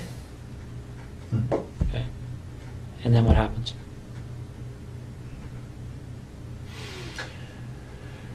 Well, she would go to the bathroom and get a quick shower, wash her. Then we went into my bedroom and went to sleep a little bit. She was tied up. How was she tied up at that point? Snapped the underwear. I put tape over her eyes from the beginning. So that's what she did. Okay. When they find her, is that tape going to be there, or was it ever removed? No, I removed it. Okay. What kind of tape? Duct tape. All right. The duct tape that you used, where's that roll? It's all gone.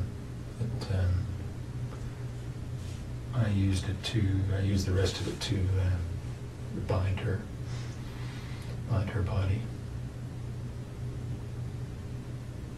So, by all gone, is it with the body now? Okay. So you said, who went to sleep when you came home? You had or she had a shower? Well, we both got in. I washed her off after she'd been to the bathroom. We both went to sleep. But she was tied up and I tied the rope. So I could fall asleep a little bit and she could move without waking me up. Okay, I'm trying to picture how that would be. So the rope's tied to what on her? Just tied her hands behind her back. Okay. And then the rope just wrapped around me a couple of times, so there was no slack. Okay. Do you remember how long you slept for? Not long, maybe a couple hours. Do you know if she slept? I don't know. Okay. So you wake up and And it wasn't, we were up and down. So it wasn't 2 hours straight. It was 2 hours in bed, but there wasn't much sleep, just lying there probably. so you get up from that, and what happens next?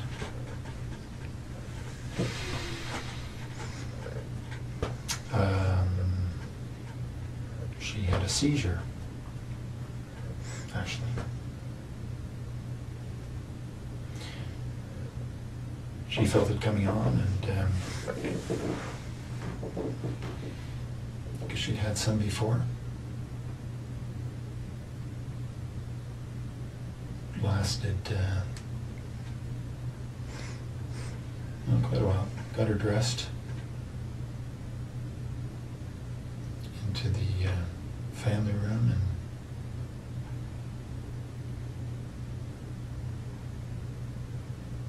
and anyway, she recovered. She got obviously stress, but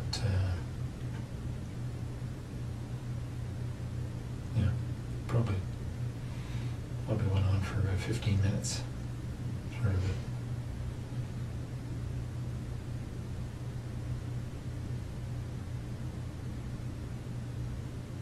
So, Yeah. how do you know she had them before? She told me. Did she tell you why she gets them? Well, she suggested it was stress.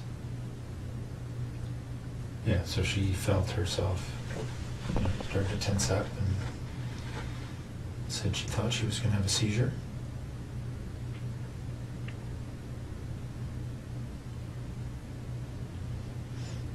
So it was convulsions is what she was having. Okay. So she recovered from that? Yep, I stayed with her and talked her through it and make sure she didn't bite her tongue. Okay. And then what happened? Well, then we had a little lie down right there because she was obviously exhausted. Put a cover over her, and she went to sleep.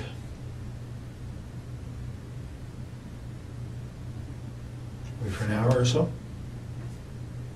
And I had told her earlier that before I let her go, I wanted to take some pictures of her in her underwear. And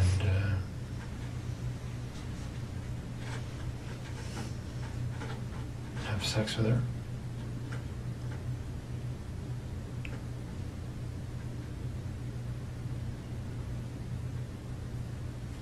So after she'd had a rest for an hour or so, I had her put on a number of different outfits she had. I'm sorry? Put on a number, pairs, panties, bra that she had, that I'd taken from the house. So she put those on and I took pictures. Okay. Are you in any of these pictures? Yep. What kind of images are you in?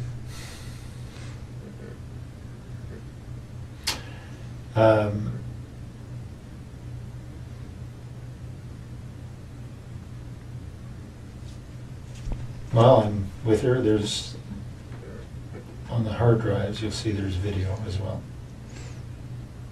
So there was video of the.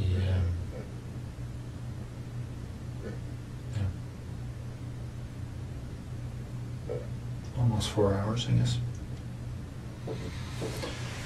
Of what?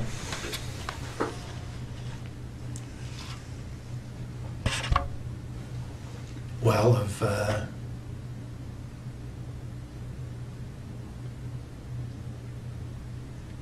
initially at her place of me raping her, and then so I was running the video and then taking still pictures. So the video pretty much covers everything. Did you use video at other places? At Manny Francis as well. And is that video on the hard drives? Yep. Same type of activity? Yep. Okay. Well, I didn't have her put on any stuff. Okay. So Jessica poses for these pictures, and there's videos, and then what happens?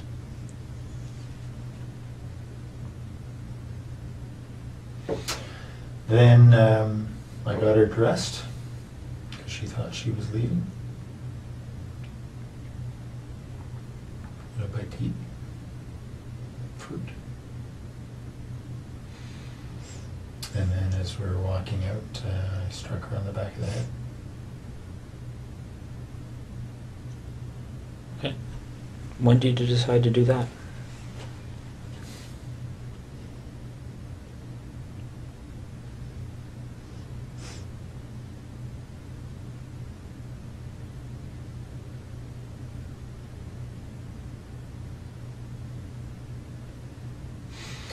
Well, I was pretty sure that I wasn't going to let her leave, but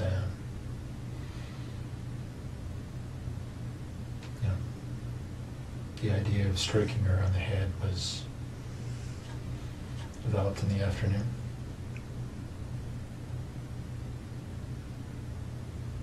And what was that strike supposed to accomplish in your mind? What was the intent of doing that? Well, I thought I would be able to knock her out, and then I was going to strangle her. Okay.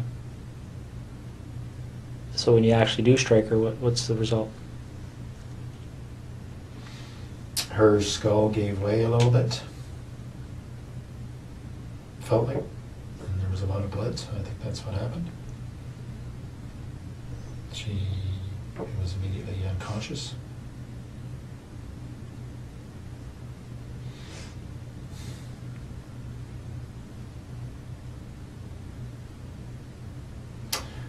And then I strangled her.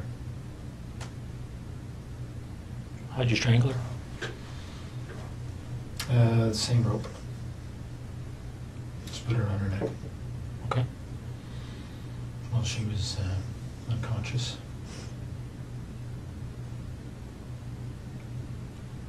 Now, what happened to the zip tie that was around her neck earlier?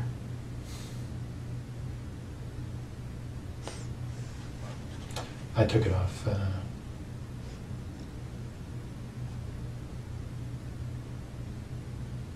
Around then, I guess.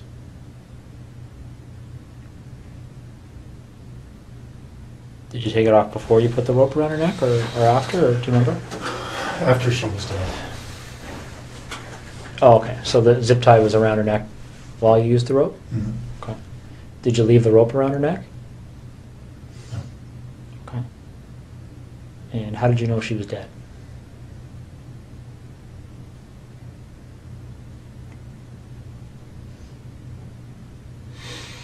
She, well, her body stopped moving.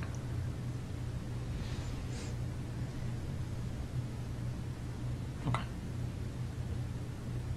So what did you do after that? I bound her up to there's her fetal position.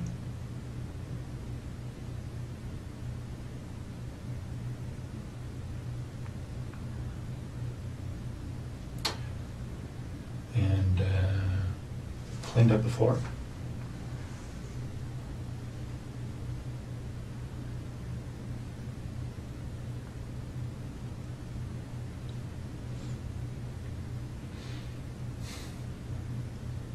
No, you say you bound her up. Are you referring to the duct tape that you talked about earlier? Yeah. Okay. So then what did you do?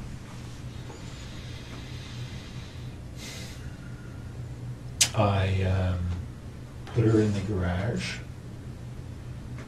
It was very cold.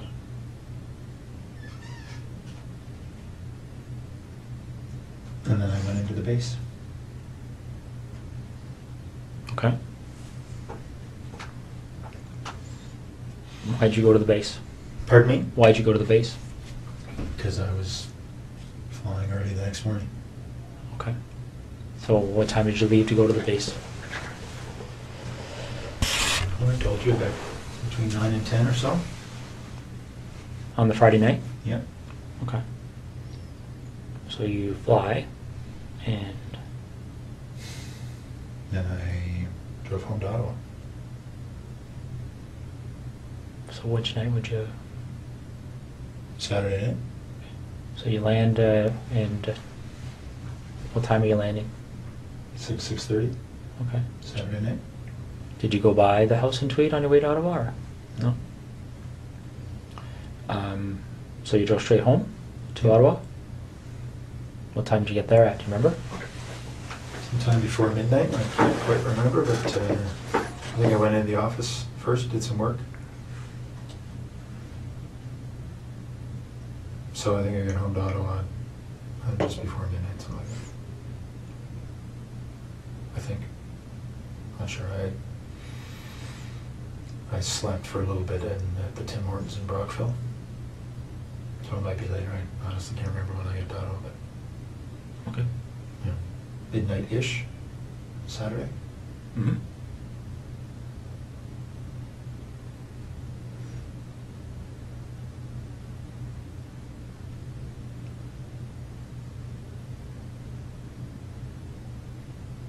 So you get home, you're in Ottawa, what do? Go to bed or Yeah. stay up?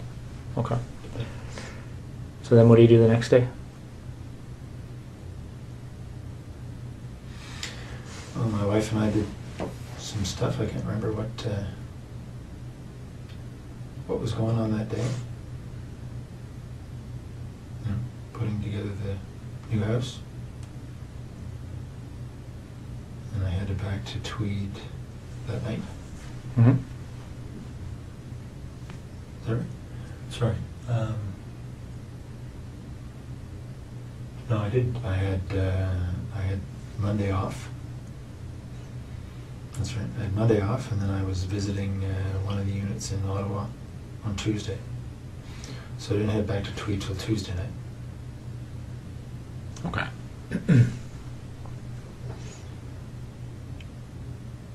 So you get back to Tweed, and what happens next? I took Jessica's body to that spot. Okay. That happened on Tuesday night? Just this past Tuesday, obviously. Okay. Do you remember what time that was? It was pretty late. It was midnight-ish. I'd say between midnight and 1 on Wednesday morning.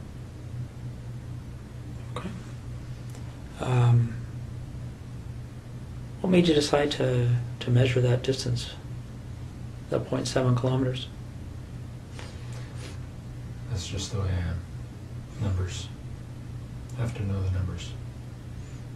Okay. And how did you leave her? I just left her tucked behind a fairly large rock. Okay. Is that duct tape still on her? Mm-hmm. And what else is on her? A couple of towels wrapped around her head, and the top and pants, she was wearing jeans. Okay. Did you ever go back there? No. Right.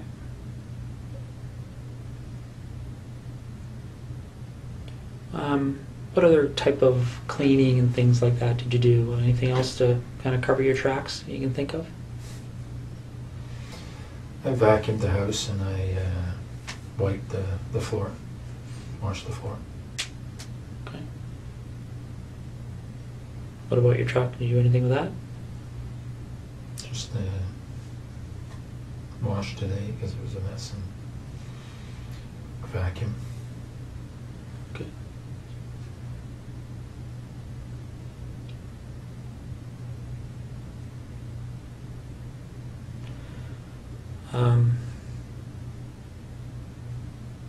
So Marie Franz, when did it first occur to you to go to her house?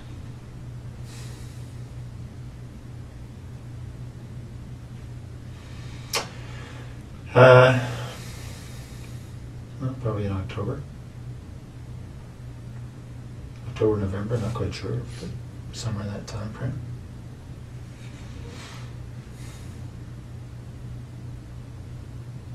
And do you remember why you thought to do that?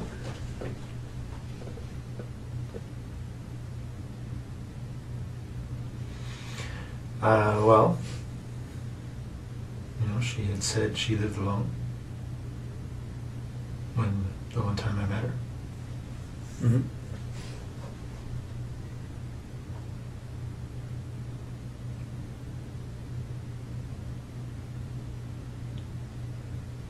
Yeah.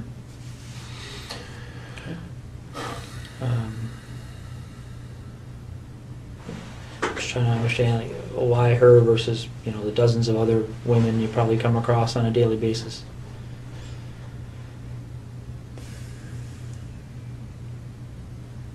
I don't know.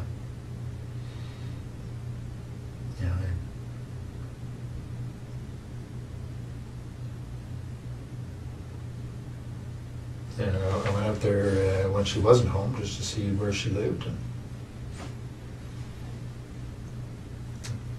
When did you do that? a couple of nights before. How did you know her address? There's a nominal roll for the basement. Okay. So when you go out there a couple of nights before, do you remember what night that was? When you were there first time?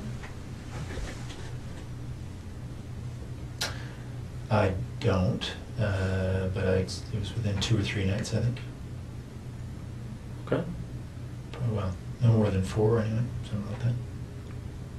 And did you actually go into her house on that occasion, or did you? Okay. So what happened that night? How'd you get into her house? This window on the side of the basement, side window. Just to back step a bit, how did you get to her house that first night you went there? I drove. What did you drive? I think I drove my truck. Can't find her. Do you remember where you parked it?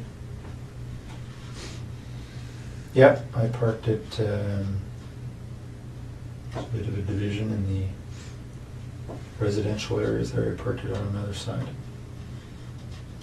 600-700 meters away. Okay. So not on her street, on a different street? Do you remember what street you parked on? No, but it's actually might be the same street, but there's an interruption in the street where there's a construction zone. So there's a pathway in between. So I think it's probably the same street. Okay. So you go to her house, and when you went there that night, did you know that she was away?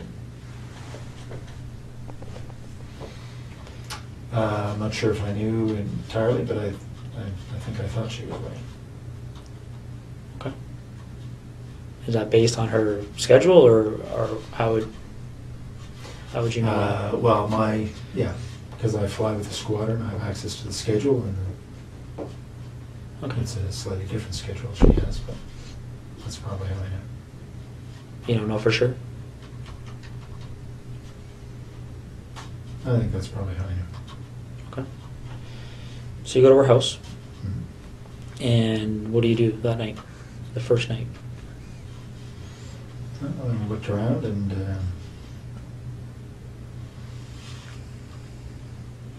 make sure that she was living there alone.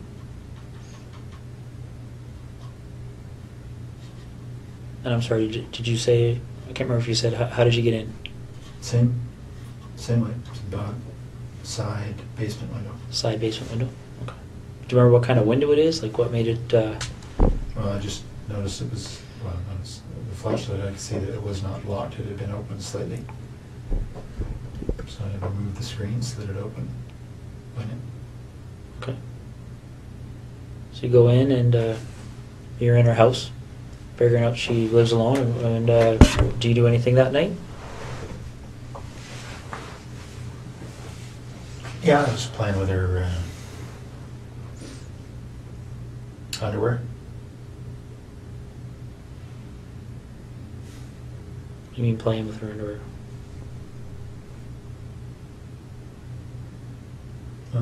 Wearing it. Okay. Doing anything else?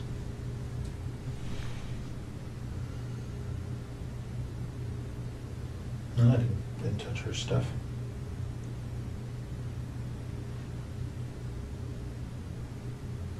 What do you mean you didn't touch her stuff? I mean, you touched her underwear, but... Yeah. So- But nothing else. Okay. Did you take any of the underwear with you that night? Yeah, a few pieces. And where did you find the underwear when you went in? In her drawer. Was it clean? Was it used? Or, Clean.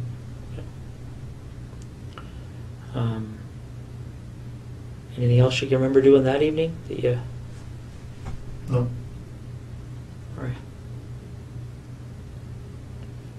So,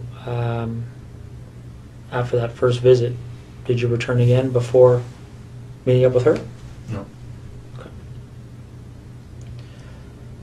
So, which day did you go to her house when she was there?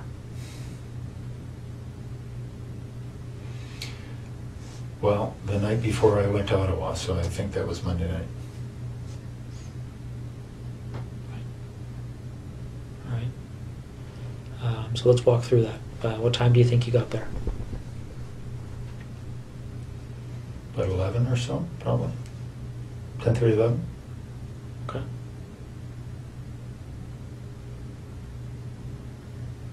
Yeah, so she was on the phone in her room. I could hear that from the backyard. I got in through the side window. The same basement window? Mm-hmm. How could you hear from the backyard? What was... Just hear her on the phone. From beside the house. Could hear through the walls that she was on the phone. Okay. Any idea who she was talking to or what she was talking about? No, couldn't hear that well. Okay. So you go in through the basement window. And what are you wearing when this is happening?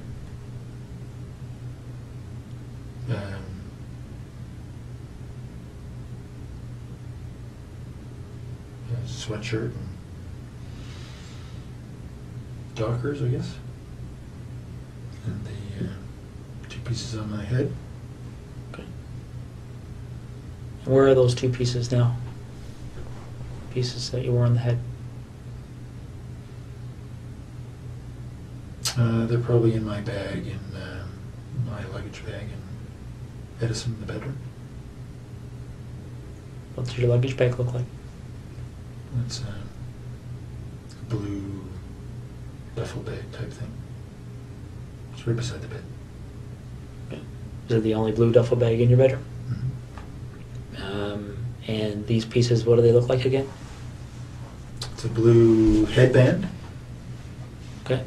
Standard blue, winter headband. And black skull cap type thing. Okay. Any insignias or anything on them? Yeah, there are, but I don't know what they are. The blue headband has something stitched, a name of some sort stitched on it. And the skull cap has some sort of emblem, white emblem on the black. I don't know what it is. Are they like sports emblems or company emblems or? It's the manufacturer's. Okay. Anything else in that blue duffel bag? I don't think so. Is it full of things other than? Just my clothes. Okay.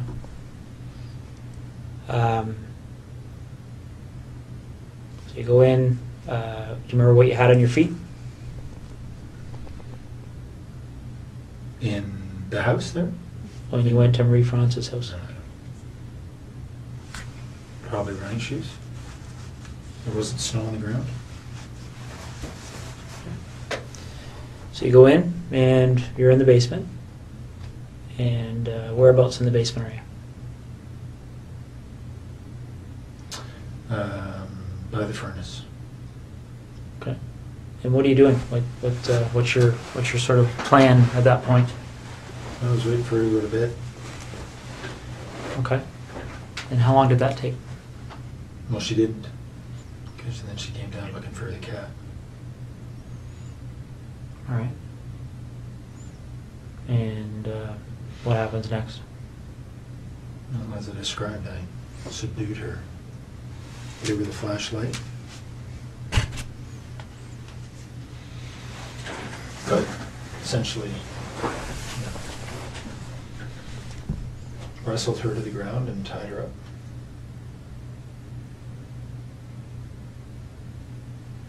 Okay. And what did you use to tie her up?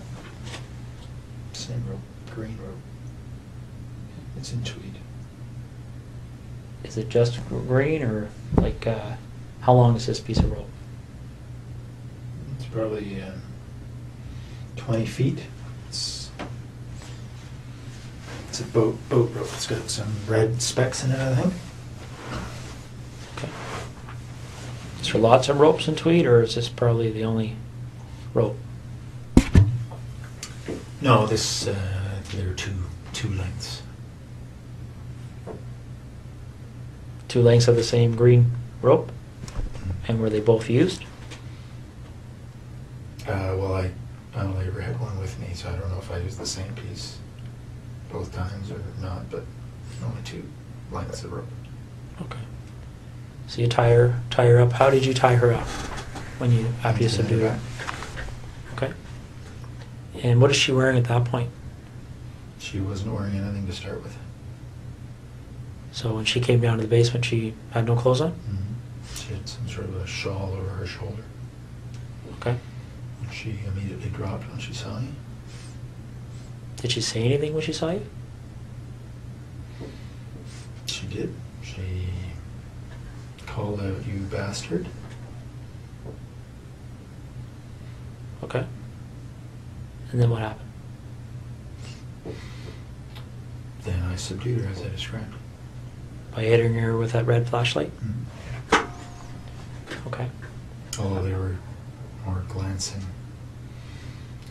blows, cut her skin, but weren't doing much else. Okay. She fell over, and then I subdued her. She tripped. How did you tie her at that point? Like, I know you used the rope, but what did you tie her up like? Just told her to put her, I pulled her hands behind her back and just tied her wrists together. Okay. And then what happened after that? Then I took her upstairs.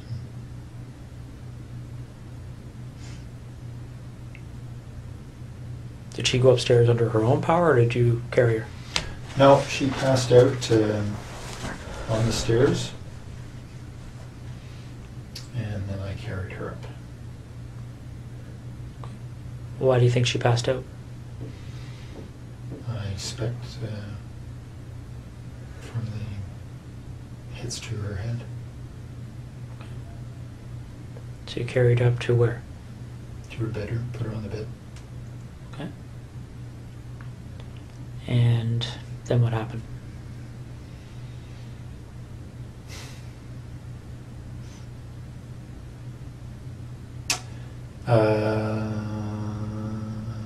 Well, as I described, I think she's on the bed. I raped her over a period of time. And again, just to be specific, what sex acts took place? Just vaginal. Your penis and her vagina? Yeah. Any condom use? No. Did you ejaculate? No. Did you ejaculate at any point with her? No. Okay.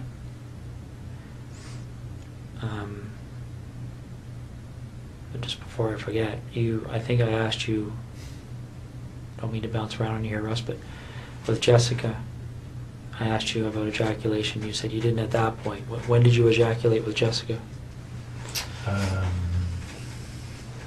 The second time or third time that I had her perform oral sex. And was that at her residence or yours? Hers. Okay.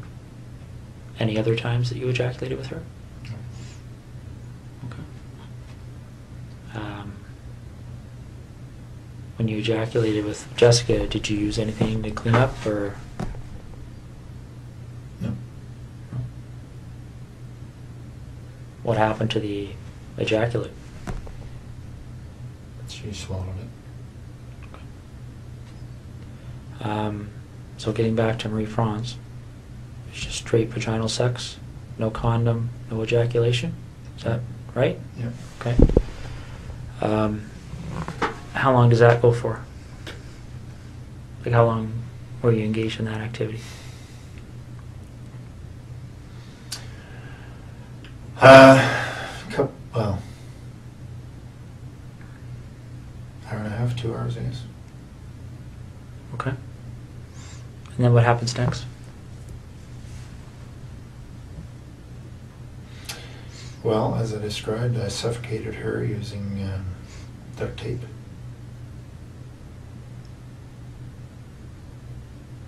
Why did you decide to do that?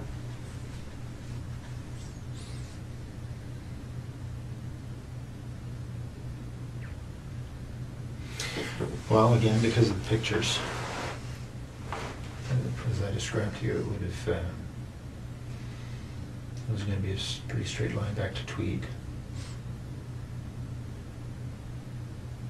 Okay.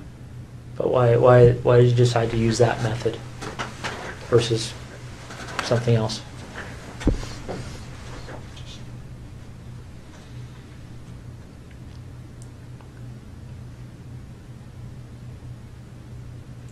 I had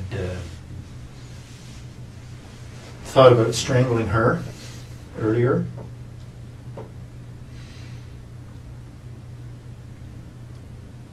That's on the video. What is? My, well, it was a short-lived attempt because she struggled quite a bit.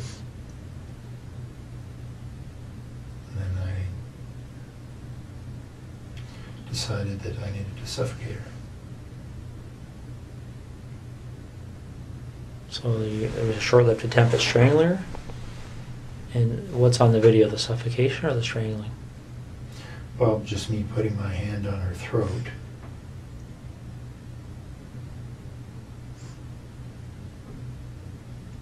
And then her responding. Yeah. No surprise, very aggressively.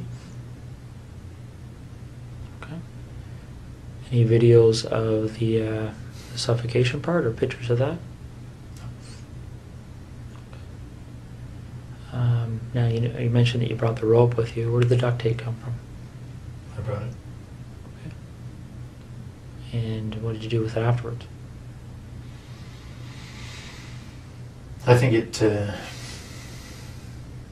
stayed in tweed. What color of duct tape are we talking about? I know it comes in a variety of colors. But Gray. Gray.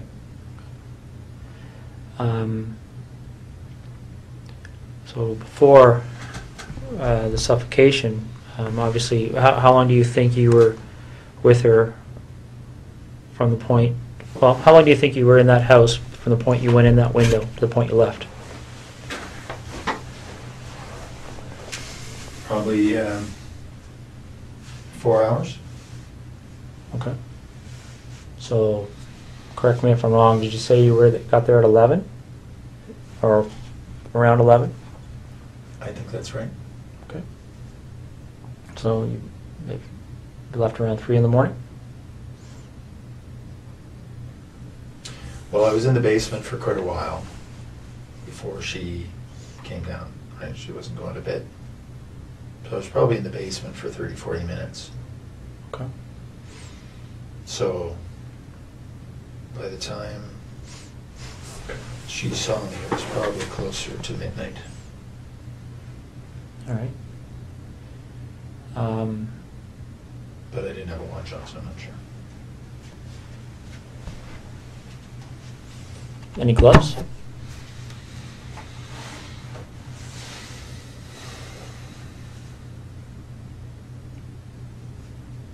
I don't think so.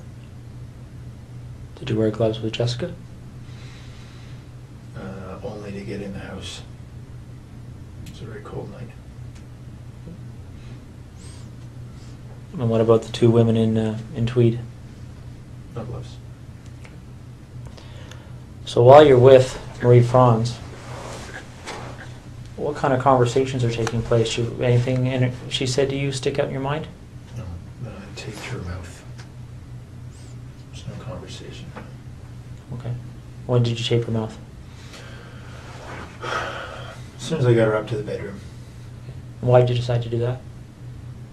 Because she was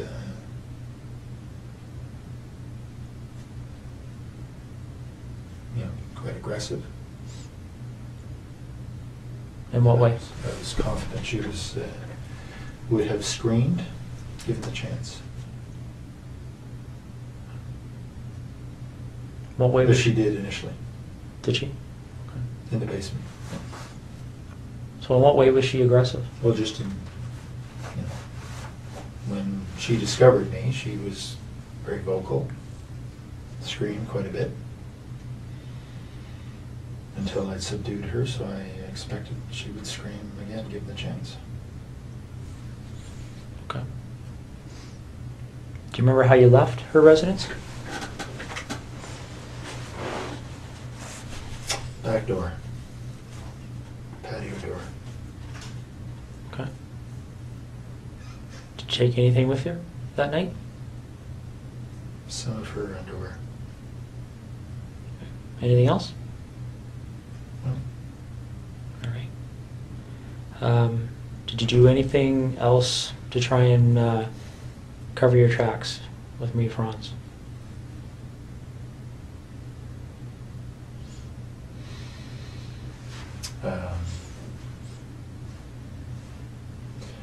Well, I had turned off my BlackBerry before I left Trent. Other than that, no. Do you remember trying to destroy any kind of evidence there, or anything you thought may have produced evidence or anything? Oh, I took her sheets off the bed and ran them through the laundry. Okay. Like the laundry where? In her house. Okay. Did you run them completely through? Did you wait for it to finish, or? No, I just put them in and put a whole bunch of bleach in and let it go. Okay. So the night you went to her house and got there at 11, you came from where? Like you said, you left Trenton. You Yeah. turned off your BlackBerry. You talking about the base, or are you talking about where did you leave to go to her house? Well, no, I just turned off my BlackBerry before I left the Trenton area. I would have left from the base after work. All right. When did you turn? When did you? What time do you think you turned your BlackBerry off? Well, it's only a half-hour drive to Brighton, so you know, probably in the 9:30 range. Okay. Do you remember what time you would have turned it back on? And I was back on the 401 heading to Ottawa the next morning. What time would that have been? So 6 plus or minus 30 minutes. Okay. So you leave her house 3-ish. No, I think it was later than that. So the 4 hours obviously was. I think. I think I went in about 11. Was in the basement for quite a while. Probably left her house closer to 4:30, somewhere there. Okay. And where do you go? I drove to Ottawa. Straight to Ottawa? Yeah. Did you go by your house in Tweed or anything, or did you just go straight? No. Remember what route you took? Yeah. 401, but from her place, I think I went straight north on whatever the road is that goes straight through Brighton up to the 401, hit the 401 and headed east. Okay. And so you're going to, what's the meeting you're having that day in Ottawa? Remind me. It's a meeting on the C-17 acquisition project. Okay. And who ran that meeting? The project manager, Miss Sue Hale. Okay. Is that the only meeting around that time period you would have went to on that issue with Sue Hale? Hmm? There wasn't like a weekly meeting or anything like that? Okay. No, this is sort of a quarterly. All right. So the night you went, the night this happened, where did you park that night? As I said, across the gravel little roadway, it's probably the same road. Okay. Similar location to the first night? Yep. All right. Same vehicle? Yeah, truck. Okay. All right. Okay, let's talk about seeing as we're going backwards in time here, why don't we talk about the second incident in Tweed? With Laurie Masakai, one that's at 76 Cozy Cove.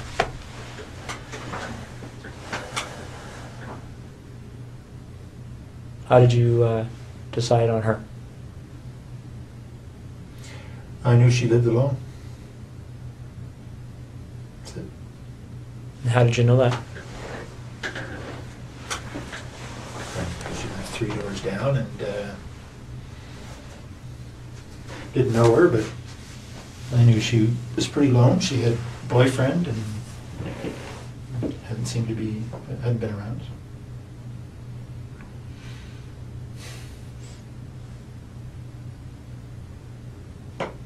You know, looked in the window and she was alone.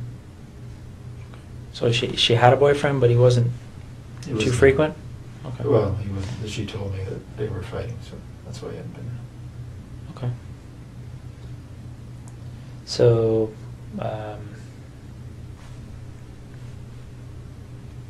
did you look in her house before the night that this this incident happened, or when did you do Yeah, that? I had been in within the week.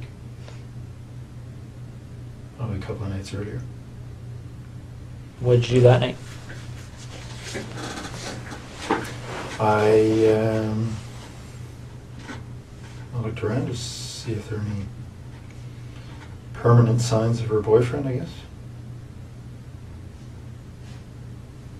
Took one or two pieces of her underwear.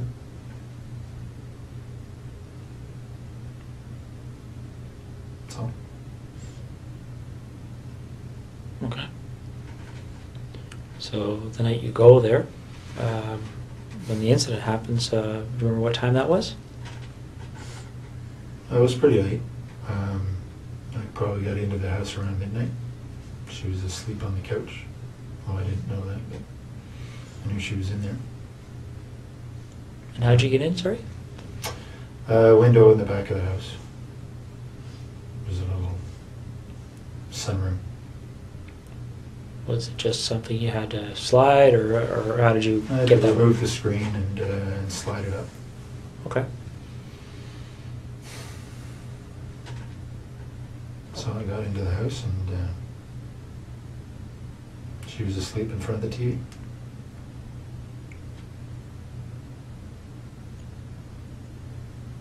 Wearing anything on your face that night? Yeah, same things. Okay. The headband and the cap? Okay. What kind of clothes did you have on? Just dark sweatshirt or pants. Right. So she's asleep on the couch, you're in there, and then what happens? We have been through this, eh? I know. I struck her with the flashlight, thinking it would knock her out. It didn't. We struggled. I subdued her. Took some pictures. Left. It's probably in the house about 2.5 hours. It's a pretty short description for 2.5 hours. Well, we talked. I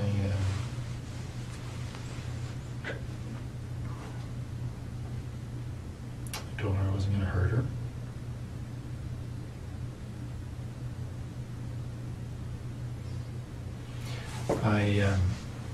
I told her that there were other guys in the house robbing her. My job was just to control her.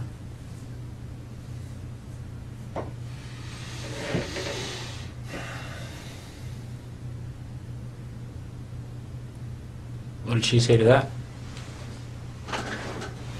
She was scared.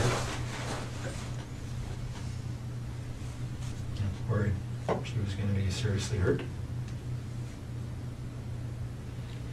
Did she say that, or did you just assume that? No, she said that. She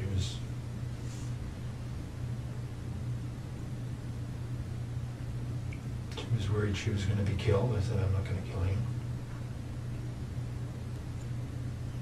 What did you do with, you said you took pictures of her, clothed, unclothed?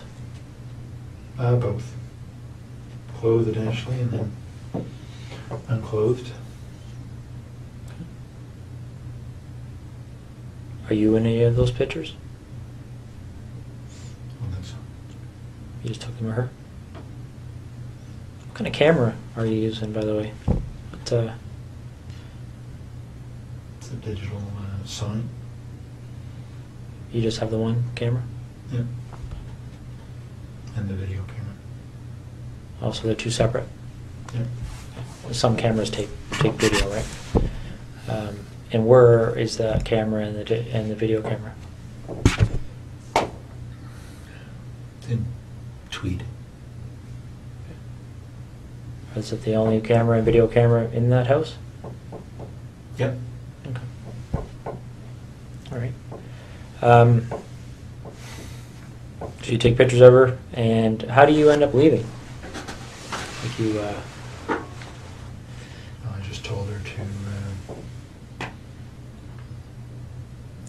don't know, count or wait for a number of minutes before before she called the police. Okay. And did you leave immediately, or did you stay there for a while, Oh, no, I left. see what she was going to do, or? I left. Yeah. And where do you go? Home. Straight home? Mhm. Okay. Did you wait to see if the police showed up or anything, or? No. Well, I mean, it's, So what did you do when you got a home? couple hundred feet. I went to sleep. Okay. And what did you do the next day? Went to work. Normal time. Okay. A couple hours later.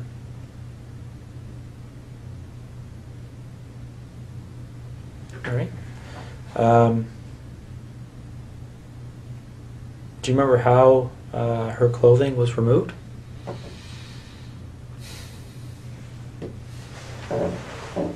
Well, because her hands were tied behind her back, I think I cut off her top and then pulled off her bottom.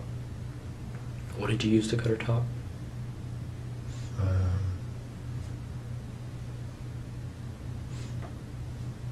I can't remember if it was a knife or like a folding X-Acto knife or Leatherman or one of the two. Are these items that are in your house in Tweed? Yep. Okay. Was there ever any other time you used a knife to cut off clothing or anything else? Do you remember? I cut off Jessica's top with a knife, so her hands were tied behind her back. That's all. Okay.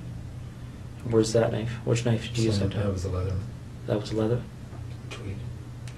Is it the only Leatherman in Tweed? Mm-hmm. Okay. So on the 16th of September, when you went in that night, was that the first time you've been in her house? Yep. Okay. And why her? Just because I'd seen her and she was cute. That's it. Okay. So there was no... you didn't go into her house before that night? No. All right. So you go in, and how'd you get into her house? Side window. The was not locked. Cut the screen, slid the window, crawled in. Okay. And what you wearing? Same. Sweatshirt, dark pants. And the same hat and... Mm-hmm. Okay. And where do you find... In bed, asleep. Okay. And what do you do? Stood over her for a while and I hit her on the left side of her head, just with my hand. Just woke her up. We struggled.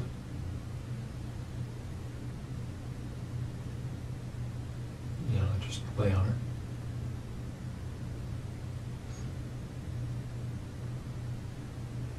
And very much like I described a little bit ago, took off her, pulled her top down, and took off her pants, took some pictures, left. Do you remember her saying anything to you? Yes. What did she say to you? All kinds of things. You know, she had a young baby just next door, the other room, 8 months or so. She's obviously concerned about the baby. Concerned for herself. I assured her I was not going to hurt her. Physically, anyway.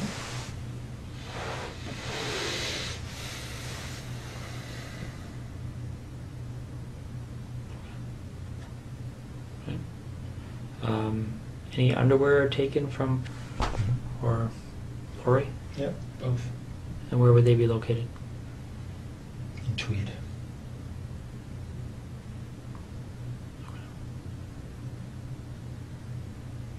And why are they in Tweed as opposed to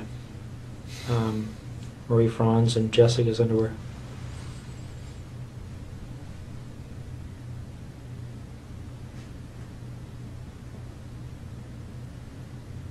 I don't know. Do you remember how much of their underwear you took?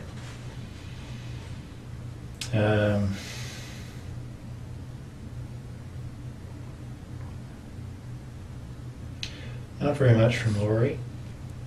Did they know that you took their underwear? I don't know. You didn't discuss it with them or anything?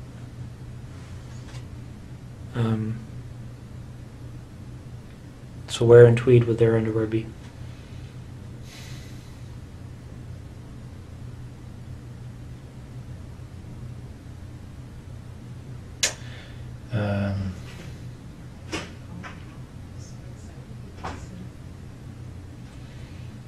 In the there's a laundry room area, Okay. just between the house and the garage. Right?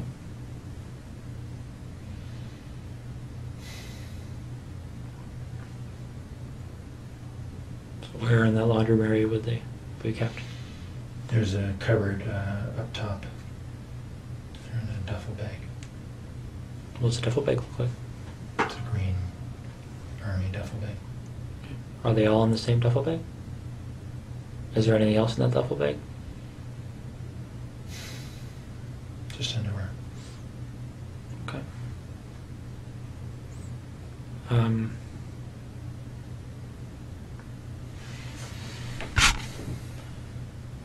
When these pictures are looked at, you talked about being in Marie Franz's underwear on the first night you went in. Did you take photographs of that? Yep. What about anybody else's underwear? Yep. Photos. Of you in their underwear? Mm-hmm. And where were those photos taken?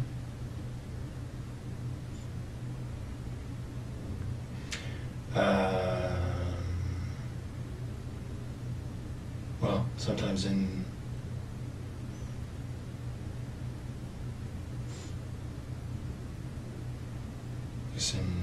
Marie France's case, in her house.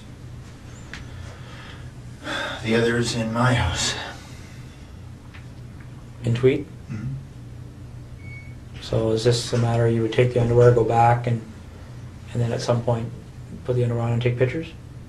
What about Jessica's underwear?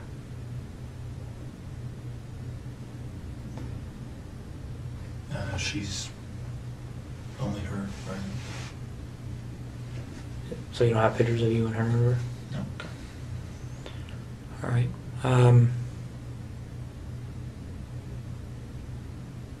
Okay.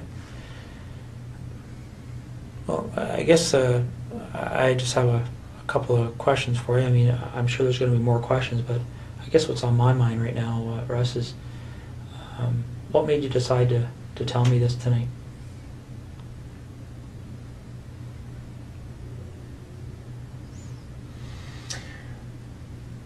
Mostly to make my wife's life easier. Is what you told me tonight the truth? Yeah.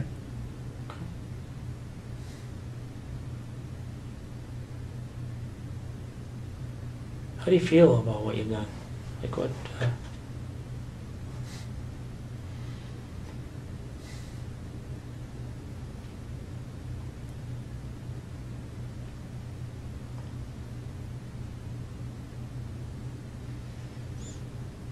Disappointed. Let me ask you this: if this didn't come to the point it's at right now, if for whatever reason you didn't end up on our radar, so to speak, do you think it would have happened again?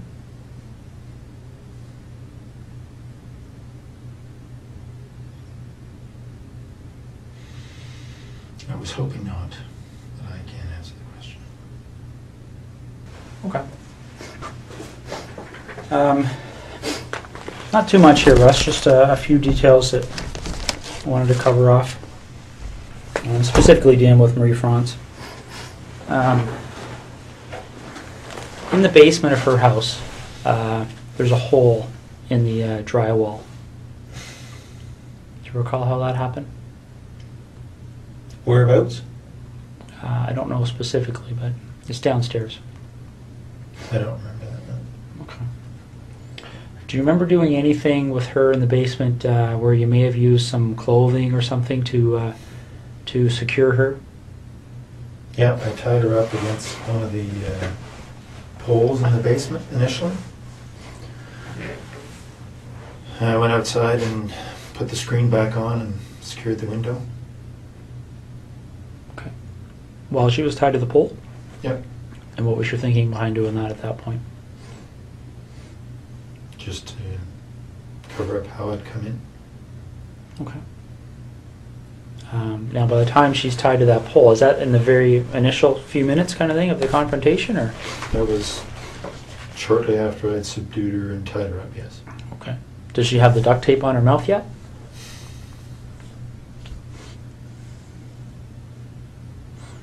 I think probably. Okay. The pictures will show it. All right. Now, in the upstairs bathroom, by her bedroom, there's looks like something's occurred in there. Do you remember that? Yep. What happened there?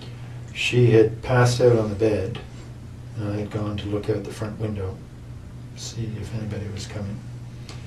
And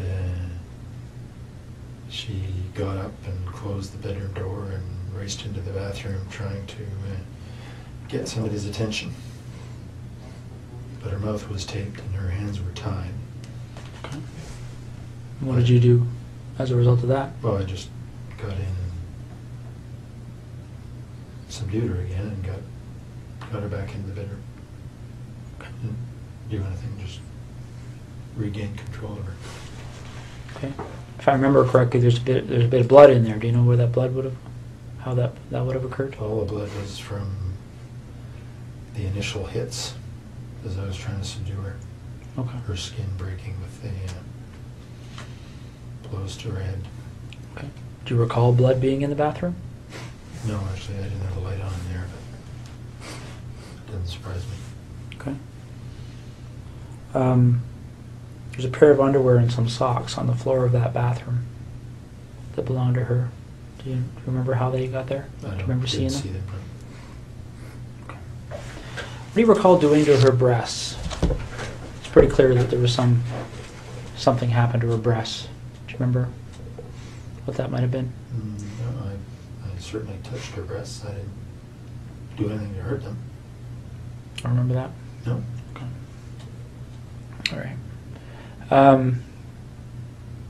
Well, Russ. Now, when I suffocated her, she was on her front, so may have been something there. But What do you mean?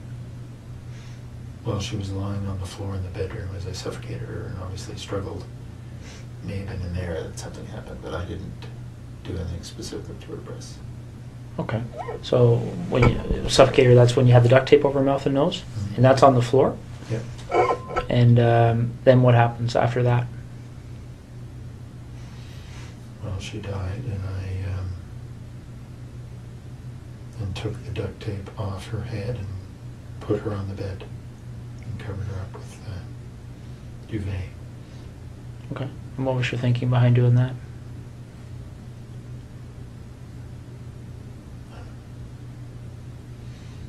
Nothing really.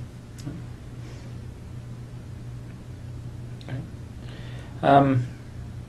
As you might expect here, Russ, certainly even now, one of the Ottawa investigators mentioned to me that there's a number of incidents that have gone unsolved over the years. Can I was going to get into that. Can I go to the washroom quickly? Yeah, I can get somebody to take you to the washroom. Okay.